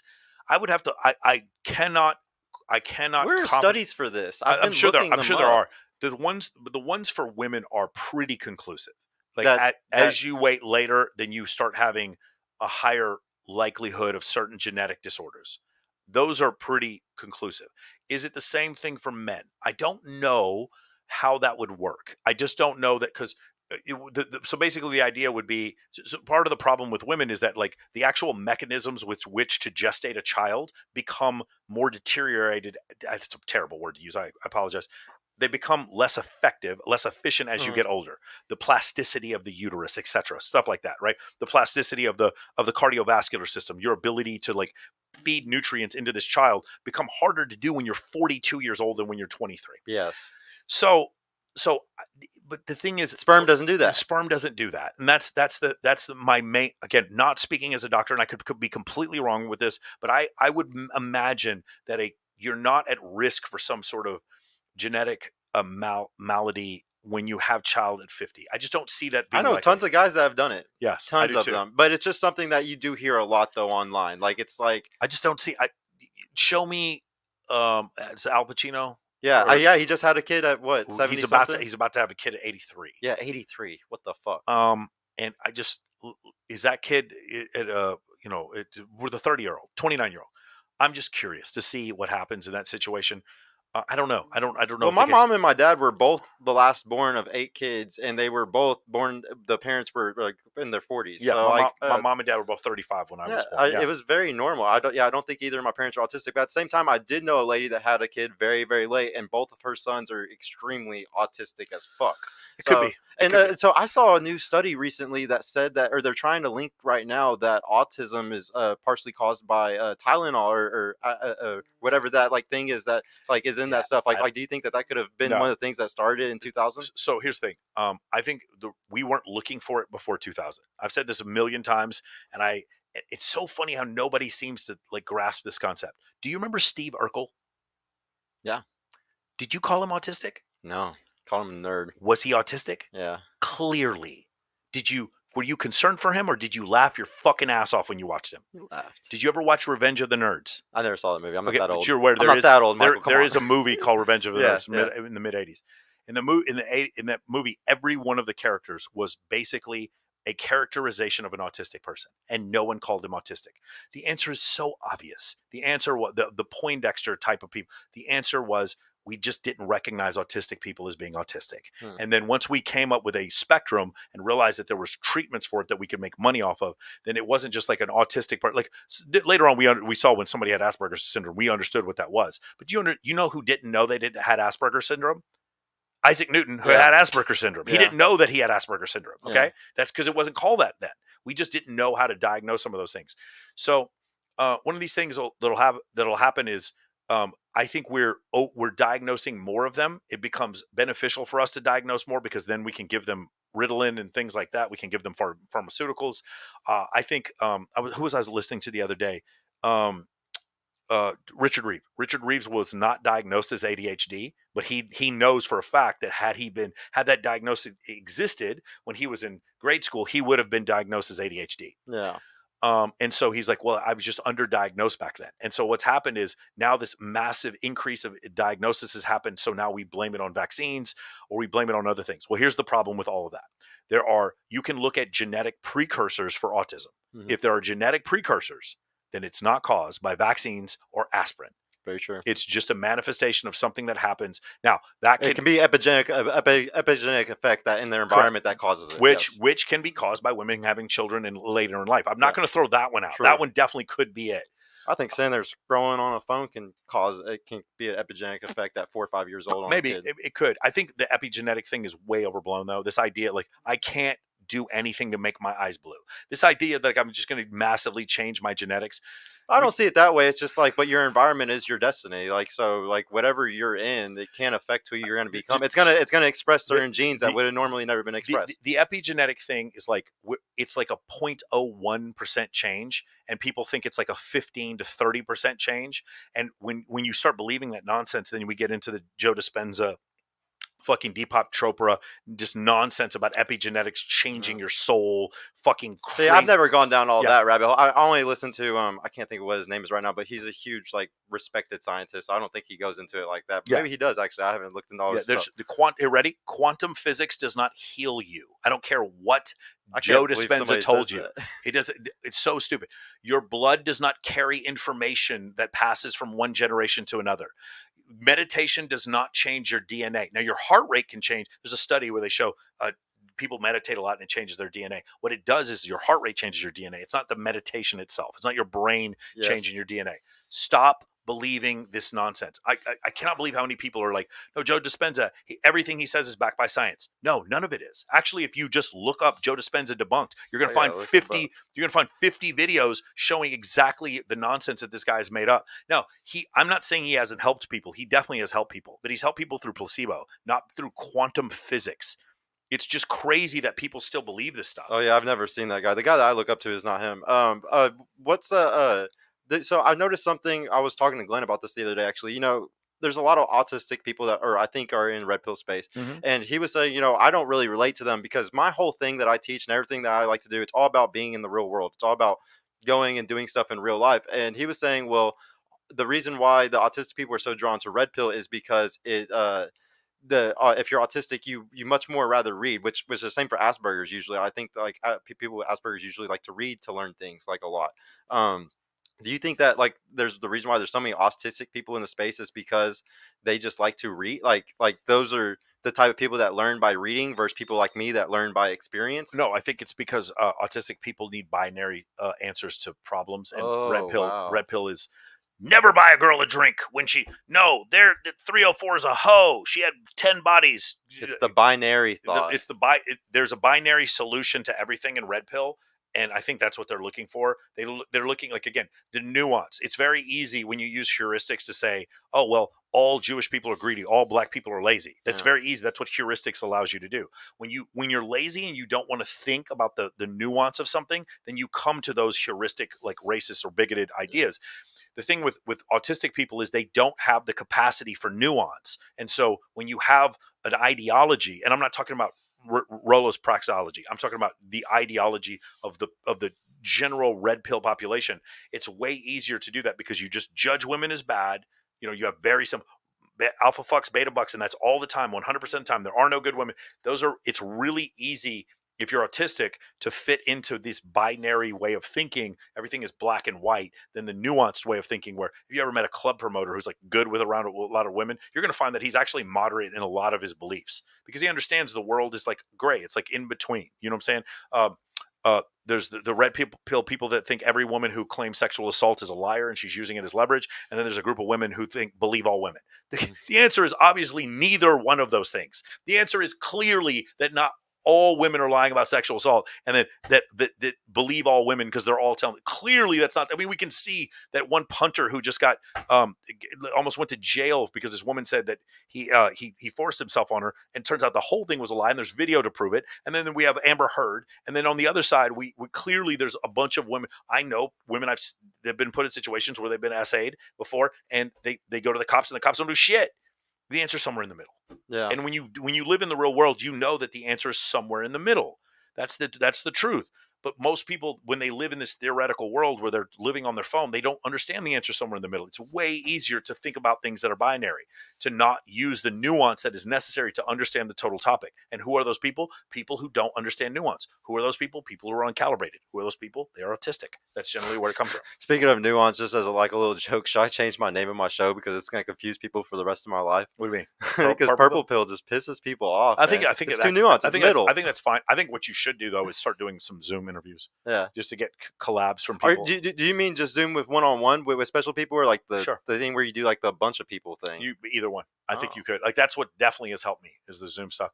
Get the collaborations with other channels is the thing that's helped me grow. I think organic growth on YouTube is very difficult now. Same thing on Instagram. The reason why I get growth is because my podcast has other people on it sharing my content regularly. I want to say I get 12,000 shares of my reels every month. That's fucking crazy, dude. Yeah, and that's because of everybody shares the video of the other guy. Maybe that's exactly right. Yeah, but no, dude, thank you so much. This was such a fucking bomb ass talk, bro. I think I got to talk about a few of the things I really had against you that I really wanted to get off my chest and talk. So that was awesome. But that's the point, though. The point is we can have this discussion. I'm, by the way, when I talk to Destiny and Sneeko and when I talk to Nick Fuentes, I'm never going to make it personal because everyone else makes it personal. Everyone else is going to. I don't have to do that. I don't have a show where I call out the 304s because I don't have to. Because there's 4 other shows that do that. I don't have to do that. Instead, my show is going to be. I actually know you. Notice I know all the girls on the show. Like, I actually know them. To be fair. Like, before, don't listen to this, Kylie. I've dated several of the girls who have been on the show before they'd come on the show. So when they start talking about, I like sapiosexuals. I never dated Savannah, but I like sapiosexuals. I was like, Savannah, your 2 past boyfriends were a male stripper and a insanely good-looking male model VIP host, and you're telling me you're sapiosexual. She goes, you're right. You got me, Michael. That's the difference with our show. These girls can't cap with me. I know almost all of their boyfriends or the guys that they used to date. When they start saying this shit, I call it out. I know to a certain extent some of their body counts. I know their previous situations. I know where they're lying and when they're telling the truth. I had one girl come on there and she goes, I like a dad bod. And I knew for a fact she was dating a male porn star who was ripped as shit. I knew who the fucking guy was. And I called her. I was like, how are you saying this? You like a dad bod. I know your boyfriend. And she goes, oh, yeah, that's right. And you could just see the realization of the delusion. That's why my show is different. Yeah. That's why my show is because I'm close with a lot of these girls Yeah. as friends, and a few of them I dated, and I can tell when they're full of shit. But that's what you're going to get with my show is you're going to get a more accurate description of evolutionary psychology, and you're going to get a more accurate, honest description from the these women, women. too. You will notice the girl who lies and says her body count is 4 on whatever podcast will come on my podcast and say it's 30. Yeah. She'll say the real number on my show, where she might not say the real number in front of Pearl. Does that make sense? Yeah. And she might not say the real number in front of Myron because she knows Myron and Fresh and that audience is going to judge her. So she might give a little bit of a different answer to that. He's going to say, stop the cap, which is awesome. I love that. I love when he puts all those fucking hats on. Such a great bit. But for me, what we're going to do is instead of mine, I'm not going to call them out. I'm going to let them Brian from whatever's really good at this. Just give them enough rope. Here's some more rope. Oh, tell me more about how you're different from all these other girls. Go ahead. Give me. Yeah. Brian's so good at that shit. And so that's why I appreciate it. So I think we all have a different thing to contribute. Yeah, I don't think anybody shows the same. Same here, bro. I watch everybody's. I don't give a fuck. I watch all of them. I would love to go on Pearls in fucking London. I want to go to London just so I can go on Pearls. I'm probably gonna go in the next couple of months, man. That was awesome, dude. I want to go when you go. I would love dude. So like pre-selection, bro. Me and you, I think we're the. Who's another? Is there anybody else that talks about pre-selection that like heavily pushes being friends with women? Is there a dating coach that does it or a PUA guy? So I believe Adam Lyons definitely does. I've never heard of him. I'm gonna have to look him up. Man, he's too young for you, bro. Yeah, Adam Lyons is like the original PUA. Like he was the greatest PUA in the world after Mystery, probably just like after that. But he teaches the friend thing too. Yeah, I'm going to go on his podcast 2 weeks. Yeah, he teaches the friend thing. Who else? A big one would be RSD Max. I would say Dave Parada and How to Beast. Both of them kind of understand this concept to a certain extent. Oh, big one is Greg O'Gallagher.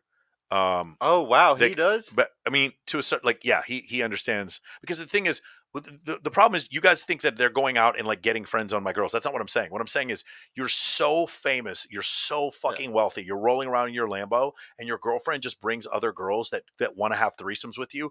But none of them are teaching how to do it as a broke guy. Yeah, as a normie. Me, I am. Yeah, me too. But like the thing is what I'm not telling you that Dave Parada and How to Beast are out there looking for female friends. What I'm telling you is that these guys are with so many women they can't help. Like you only have one penis. Yeah. Like that's what I'm trying to explain to you. You know what I'm saying? Yeah. Like I told you this was my whole life, bro. Yeah. Like I wouldn't have been successful as I was. I'm the biggest dork geek nerd ever, and like people, I've always thought it was so funny because I have a bunch of friends that are just as big of nerdy gamers too, and I was the only one that ever always had girlfriends and always had things to do, always had people to hang out with. And if you're having trouble with this concept, just do this. If you've been with attractive women, you're gonna have a type, and then you're gonna have a not type. So my not type is the very super young looking, sort of like flat chested, like no butt having girl. Like I'm just with a super pretty face. I am not sexually attracted to women who look like that. Okay. Mm-hmm. There's also other types of women that I'm not sexually attracted to for whatever reason. Okay. I specifically and immediately put those girls in a friend zone because I know it's not going to be any kind of conflict with me because I'm not attracted to them. And then I put them in the, like, come to this event, help me with this charity, whatever. And then they're always like, can I bring a friend? And eventually the friends tend to be stunningly hot women. Mm. So now girls are introducing you to other girls. That I don't care what a troglodyte you are, no matter how hardcore of a red pillar you are, women bringing you other women has got to make sense to you. You have got to be so stupid for that to not make sense to you. Yeah, right. So that's essentially what it is. So like what I actually do and what I teach is actually so similar but a little bit different. So I say that the fives are like the normal girls, you friend zone them, and then the super hot girls, I friend zone them too. Like heavily friend zone them. And even though I might have an attraction to them, I still friend zone them the hardest because they usually have the most pull with their friends. For sure. Like they can usually get them to do the most shit. I friend zone the leaders. Like I'll tell you right now, CJ Sparks is a leader, Kindly Myers is a leader, Chloe Teray is a leader. So I friend zone the leaders. Yeah. If you talk to Chloe, she'll tell you I've never hit on her at all. Like we've just been friends. My best benefits in my life have been those girls. Like the most beautiful girls in my city that I friend zone. Dude, everything I have today, everything, all the connections I have, all the money I have, everything came from literally like a group of 5 girls. I got a buddy of mine. He's a real estate agent in Vegas, and he teaches other people to be real estate agents, and he specifically looks for strippers and OnlyFans models who want to get out of that and go into real estate.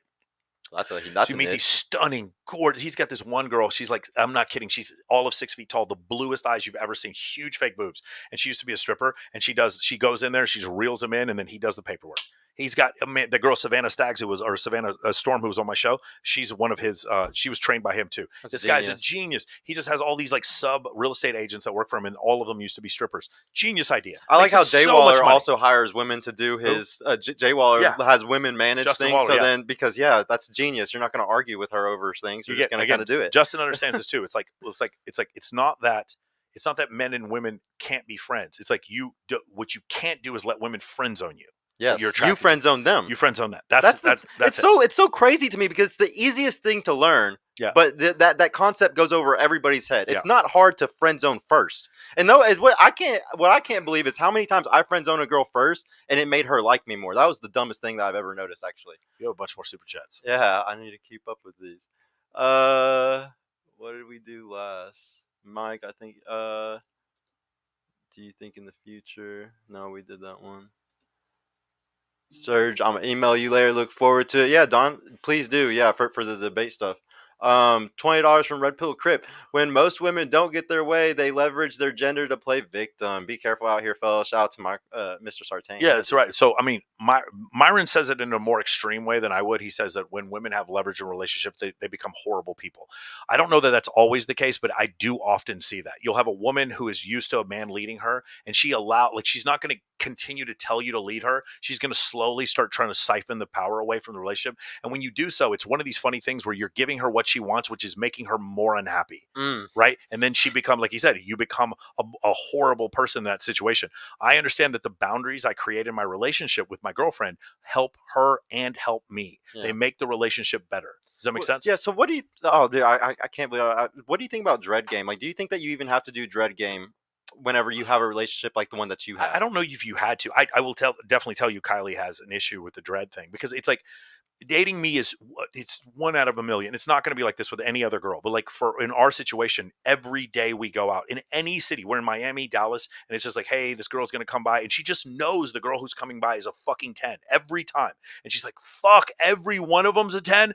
She tells me sometimes, like, I'm just so sick of all your friends being so fucking hot. I'm like, they're never replacing you though. You're my girlfriend. Yeah. Right. And over time it's gotten a little bit easier, but I don't deliberately try to do dread game. What I do know this, Rollo's mentioned this before. Since he started doing Access Vegas, his wife has noticed it. And I don't think you should do dread game to hurt someone, but I think the extreme example, again, we'll go back to Myron, and I don't disagree with this. This is not bad advice. It's just very harsh. Is the idea of like when a girl doesn't want to have sex with you, you just literally start calling another girl in front of him. The reason why women are so offended by that is because it fucking works. That's why they're so offended, because it absolutely works. Yeah.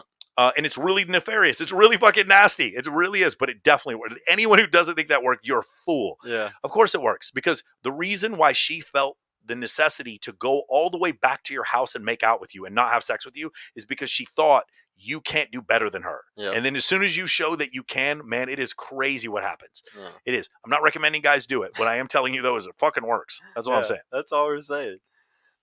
Another 20 from Red Pill Crip. Thank you, bro. All you have to do is allow women to talk for 3 consecutive minutes and you will find contradiction. This is why I love podcasts. You don't need to confront them. Just let them speak. Yeah, that is the best part about some of these podcasts, is whenever they just go off saying all the stupid shit and we don't have to discover it. $2 from Don Juan. Serge, what's your take on MLD? Dude, I love MLD. He's helped me out a lot, man. The thing is, I don't know if he needs to walk back the statement that everybody's kind of like hounding him about, like the endure thing. What was the statement? I'm not even aware. I just saw John the other day. Just something about on whatever podcast, like he said sometimes like you need to endure, and then Destiny's wife was like, so like, endure abuse and all this stuff, but it was just like, endure in the relationship. Yes, like going through abuse is what they're trying to throw on him. I'm not as hardcore as some of these other guys. Like what's awesome is if you have a lot of money and you have a prenup, and then she wants to get out of the relationship, or you want to get out of the relationship, then you do. But both of you, like, it's definitely harder for her as she gets older. Mm-hmm. But like as a man, like if you get into a situation where like you need to beat your wife to keep her in line, there's something else going on. Like, let's fix the underlying problem. You shouldn't be putting your hands on a woman in the first place. If a man like fucked up and had an emotional issue and cheated and lied like 1 time or 2 times in the course of 10 years, I don't think you should leave him if he's a good man. I'm sorry. I know that may be a controversial take. I don't think so. Not for the sake of the kids. The problem is what I'm going to say next is going to come off as hypocritical. If a woman cheats on you, you kind of have to leave her. There's no way she's going to respect you if you come back. Here's the thing, ladies. Like, listen, this is the truth. I've said these 2 things. Number 1, if a man gets cheated on, he loses so much more status than a woman gets cheated on. It's just, Ooh. I fucked your bitch in some Gucci flip-flops. That's where that came from. Yep. I dunked on you. I dominated you as a man. I had sex with your girl. Okay. When a woman gets cheated on, it's not the same thing. Women are just like, they'll say something, but like the woman is still stunning. Another man quickly shows up in the DMs. He doesn't care at all that she was cheated on before. He is ready to go to wife her up, sexual action immediately. She doesn't lose her job. Her friends don't laugh at her. They feel sorry for her. They throw parties for her. They take her out drinking. When guys get cheated on, they get laughed at behind their back. Would absolutely 100% different between the thing. What was the other thing we were talking about? What was the first point? I forgot the second one. What was the question again? Wait. Oh, no. No, I don't. Yeah, I don't know if that wasn't it. Was that it? No, I pulled up and we were talking about MLD. Oh yeah, the MLD thing, where he had to walk it back, and what was the thing we were talking about? It was the endure, like the abusive, like we were talking about abuse and how he was saying. Yeah, I know. I'll get back to it. I lost train of thought. It fucking goes. But the point is, the thing is different for men and women. Oh, I remember what I was saying. When men cheat in a relationship, one of the things that is very different between men and women cheating is that when men cheat, they can absolutely come back to their wife and fully fucking respect her. Listen to me one more time because I'm going to say it again. A man can cheat on his wife and still have complete and total love and respect for her. Let me say it a third time. A man can cheat on his wife and absolutely have complete and total respect for her. I'm not saying it's an excuse, and I'm not saying it to tell men to cheat. The reason why I'm saying that is because when a woman cheats on a man and he takes her back, she does not have respect for him. Mm-hmm. I'm sorry. She already had a reason to cheat. Number 2, he took her back. So she probably resents him even more. And number 3, she's always going to remember that this is the fucking cuck who took me back after I cheated on him. And she's going to represent her relationship to him forever. That is why it is so much worse when women cheat than when men cheat for the relationship. I'm going to say, of course, I'm not condoning cheating in any way, but it's next to impossible for a woman to cheat on a man, for a man to find out about it, and he takes her back. There's just no way to recover from that. Again, I'm going to say it for a 4th time. When a man cheats on his wife, he can still completely love and respect her. But it just doesn't work the other way. Yeah. And that's where the endure thing with MLD, if you're a woman and you're getting beaten, you probably should get out of the relationship. Yeah. If he cheated on you 1 or 2 times, just know that is completely repairable. But if a woman cheats, I just don't see how that's repairable. I really don't. Yeah, that's why I teach the girls always on my show. It's just like, y'all really don't understand. I always do this thing with, would you rather be with a part-time pimp or a full-time simp?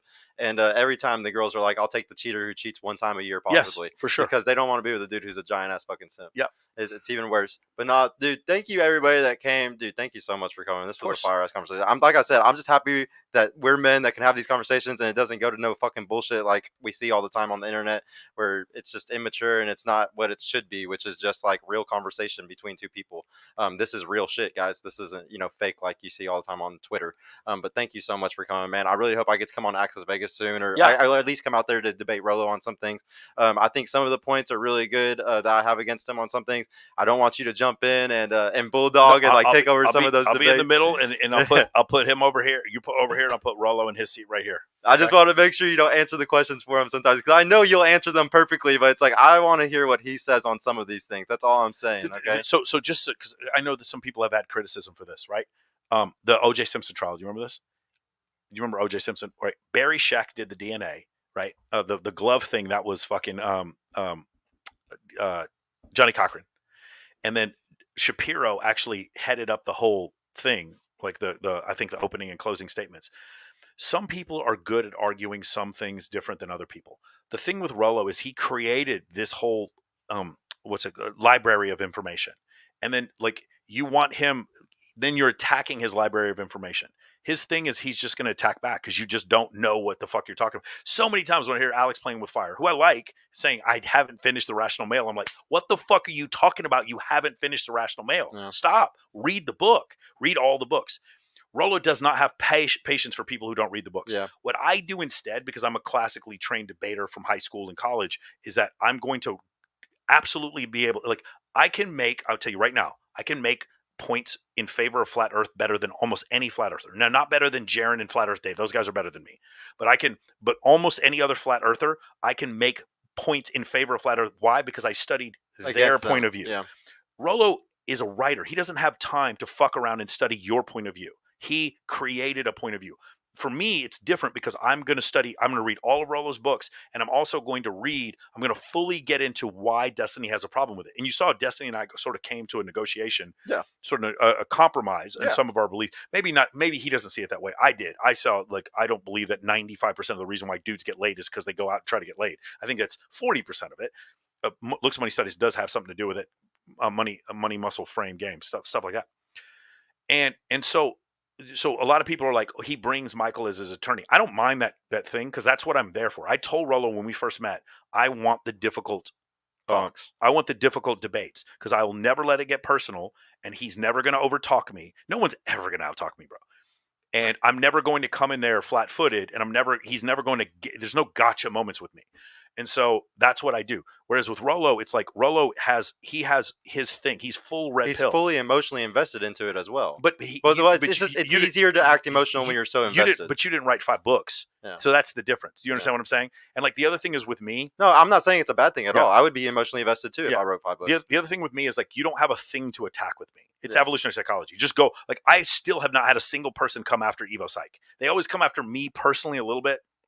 Oh, you're a baby killer. You were in the military, stuff like that. But yeah, you can't disprove Evo Psych. But you can't. They never come after Evo Psych. But the thing with Rollo is because Rollo wrote these books, and the other thing I want to point out, Rollo was not Rollo in 2013. Yeah, he was a guy who put together some forum posts in a book, and then later on, over time, through trial and error, and through having a YouTube channel, he became what is Rollo Tomasi now. Yeah, when you go in there and he uses some hyperbole in the original book. Never, the sex is never worth the wait, dude. I've waited for some sex that was fucking incredible. I disagree with him. There's been some good, and there's been some times where the girl like legitimately couldn't like fuck on the first date for whatever, had to take a friend home, had her period, whatever. And I did wait a couple of dates before I had sex. Sex is definitely can be worth the wait. So we disagree on some of those things, but it was hyperbole. And when you want to move a boulder, you use dynamite. You don't just gently nudge it. And the book was dynamite. That was the point of the book. And that's why it's such a beautiful book. Yeah. So that's the thing. I just want to point that out. It's not that Rollo can't debate these people. It's just this is what God put me on this planet to do, is to debate these fucking people, and that's why I do it. Yeah, no, and I completely agree with that, bro. It's more about because also, man, you know how this always goes back to the moral argument and stuff like that, and so it's just trying to navigate like those kinds of ways. And some of these questions are going to be a little bit more personal. It's not even about Evo Psych sometimes. It's about things that are bigger than Evo Psych in my eyes. One other thing. I've been with way too many women. Don't listen to this, Kylie. Listen, and in doing so, I will tell you that if I wanted advice on how to have a happy marriage for 27 years, I wouldn't go to Michael Sartain. I'd go to Rollo Tomasi. Yeah. This whole thing where we hold it against him that he's been married for 27 years is fucking stupid. I don't know why anybody does His wife loves the shit out of him, and his daughter loves the shit out of him. He has this incredible happy life where he gets to provide for his family. He is not. That is a feature, not a bug, that he's been married for 27 years. I've been watching that man nonstop for months now, so I know his whole life, perfectly almost, that he admits to at least. And no, I completely respect him, and I hate those people who go against him for being a normal person all the time. He's a normal person. Yeah, I mean, to me, those are just the black pill dimmers that are fucking everything up. And I'll make the same point. I know this is a stretch, but like Destiny being bisexual, he didn't choose to be bisexual. He didn't go off one day and was like, well, there's no way I'm going to keep this girl unless she can fuck other dudes. He's like, I'm bisexual. He's like, this is what he wants to do. It's not his fucking fault he's bisexual. You know what I'm saying? I guess so that's one thing that me and that dumbass numerology guy kind of agreed with. I think that it does come from trauma whenever people do become sexually like that. Really? You think? I know. And you brought up I know that there is studies that's not true. The problem is most homosexuals weren't abused. That's the thing. Yeah. But a high number of homosexuals were abused as children. But here's the main reason why I don't believe it. When homosexuals don't come out until after puberty, they say they receive less abuse. If you became gay because you were abused, then what would that mean? That would mean all homosexuals would receive the same amount of abuse. But if you come out late, you were still homosexual before you came out. but you didn't receive as much abuse. What does that mean? That means the abuse happens because you're homosexual, not the other way around. The abuse doesn't cause you to become homosexual. Yeah. That's like saying the redheaded stepchild was beaten, Well, so which made him redheaded. No. Once again, I see it as kind of the epigenetic thing, where something happens and it expressed a gene that normally would have not had been expressed. I don't know. And I'm not even saying it's abuse. It's sometimes it's more child-on-child sexual assault. It's just two children, like a 12-year-old and a 10-year-old, or a 9-year-old and a 9-year-old, and they touch each other, something like that happens, and then that's what causes it in the future. So there would be, it makes them hypersexual. So what would happen is there would be some study that would show, no, the idea that people who get molested molest people, that's 100% true. That's definitely true. Okay. The idea that people who get molested become homosexual, there's no study that clearly shows. I've looked and up I'm not even going to say that they become homosexual. Like, I mean, they could be closeted for 50 years of their life and then have a woman the whole time. Let me say that one other thing. They do these studies, Dataclysm. In this book, they show where they have they show that 2% of people in Alabama claim to be homosexual and 4.5%, something like that, in Vermont. Yeah, I saw it. Yeah, and then you go look at the porn searches, and it's exactly the same number in Alabama as Vermont. What does that mean? That means that homosexuality normally distributes amongst the population. Yeah. You know what doesn't normally distribute amongst the population? Child neglect. Yeah. That doesn't normally distribute. Poorer places like Mississippi and Alabama would actually have produced more homosexual men. Yeah. But that's not what we've seen. Does that make sense? Well, it's such a closeted thing. It's something that like you think it is now? I don't think it is now. Well, yeah, I don't think it is now, but I still think there's a lot of guys that are super ashamed of it, and they wouldn't want to admit that they are bisexual or that they are gay. You know, so I don't. That's such an argument. But like I said, that's more just like a personal opinion where I kind of agreed with him. Where I think, and that's just because of my own personal experience. I've seen this happen a lot, and even my childhood. This is something that I just heavily relate to. Yeah. So that's why I'm able to say the reason why I'm so interested in this subject is because it is one of these open-ended questions that exists in evolutionary psychology. True, why do homosexuals, and they're trying to answer it. Why do homosexuals exist? And one of the answers is this kinship hypothesis, where basically, if you think about you and me going out to hunt for the tribe, and I have two choices to choose from. I have to choose from Brock, the bartender who wants to fuck my girl, or I have to choose from Twan, who also has broad shoulders and big upper body strength. I'm going to choose the gay guy to guard my girl. Like, actually, his lack of necessity, it's almost like, another thing would be choosing her brother.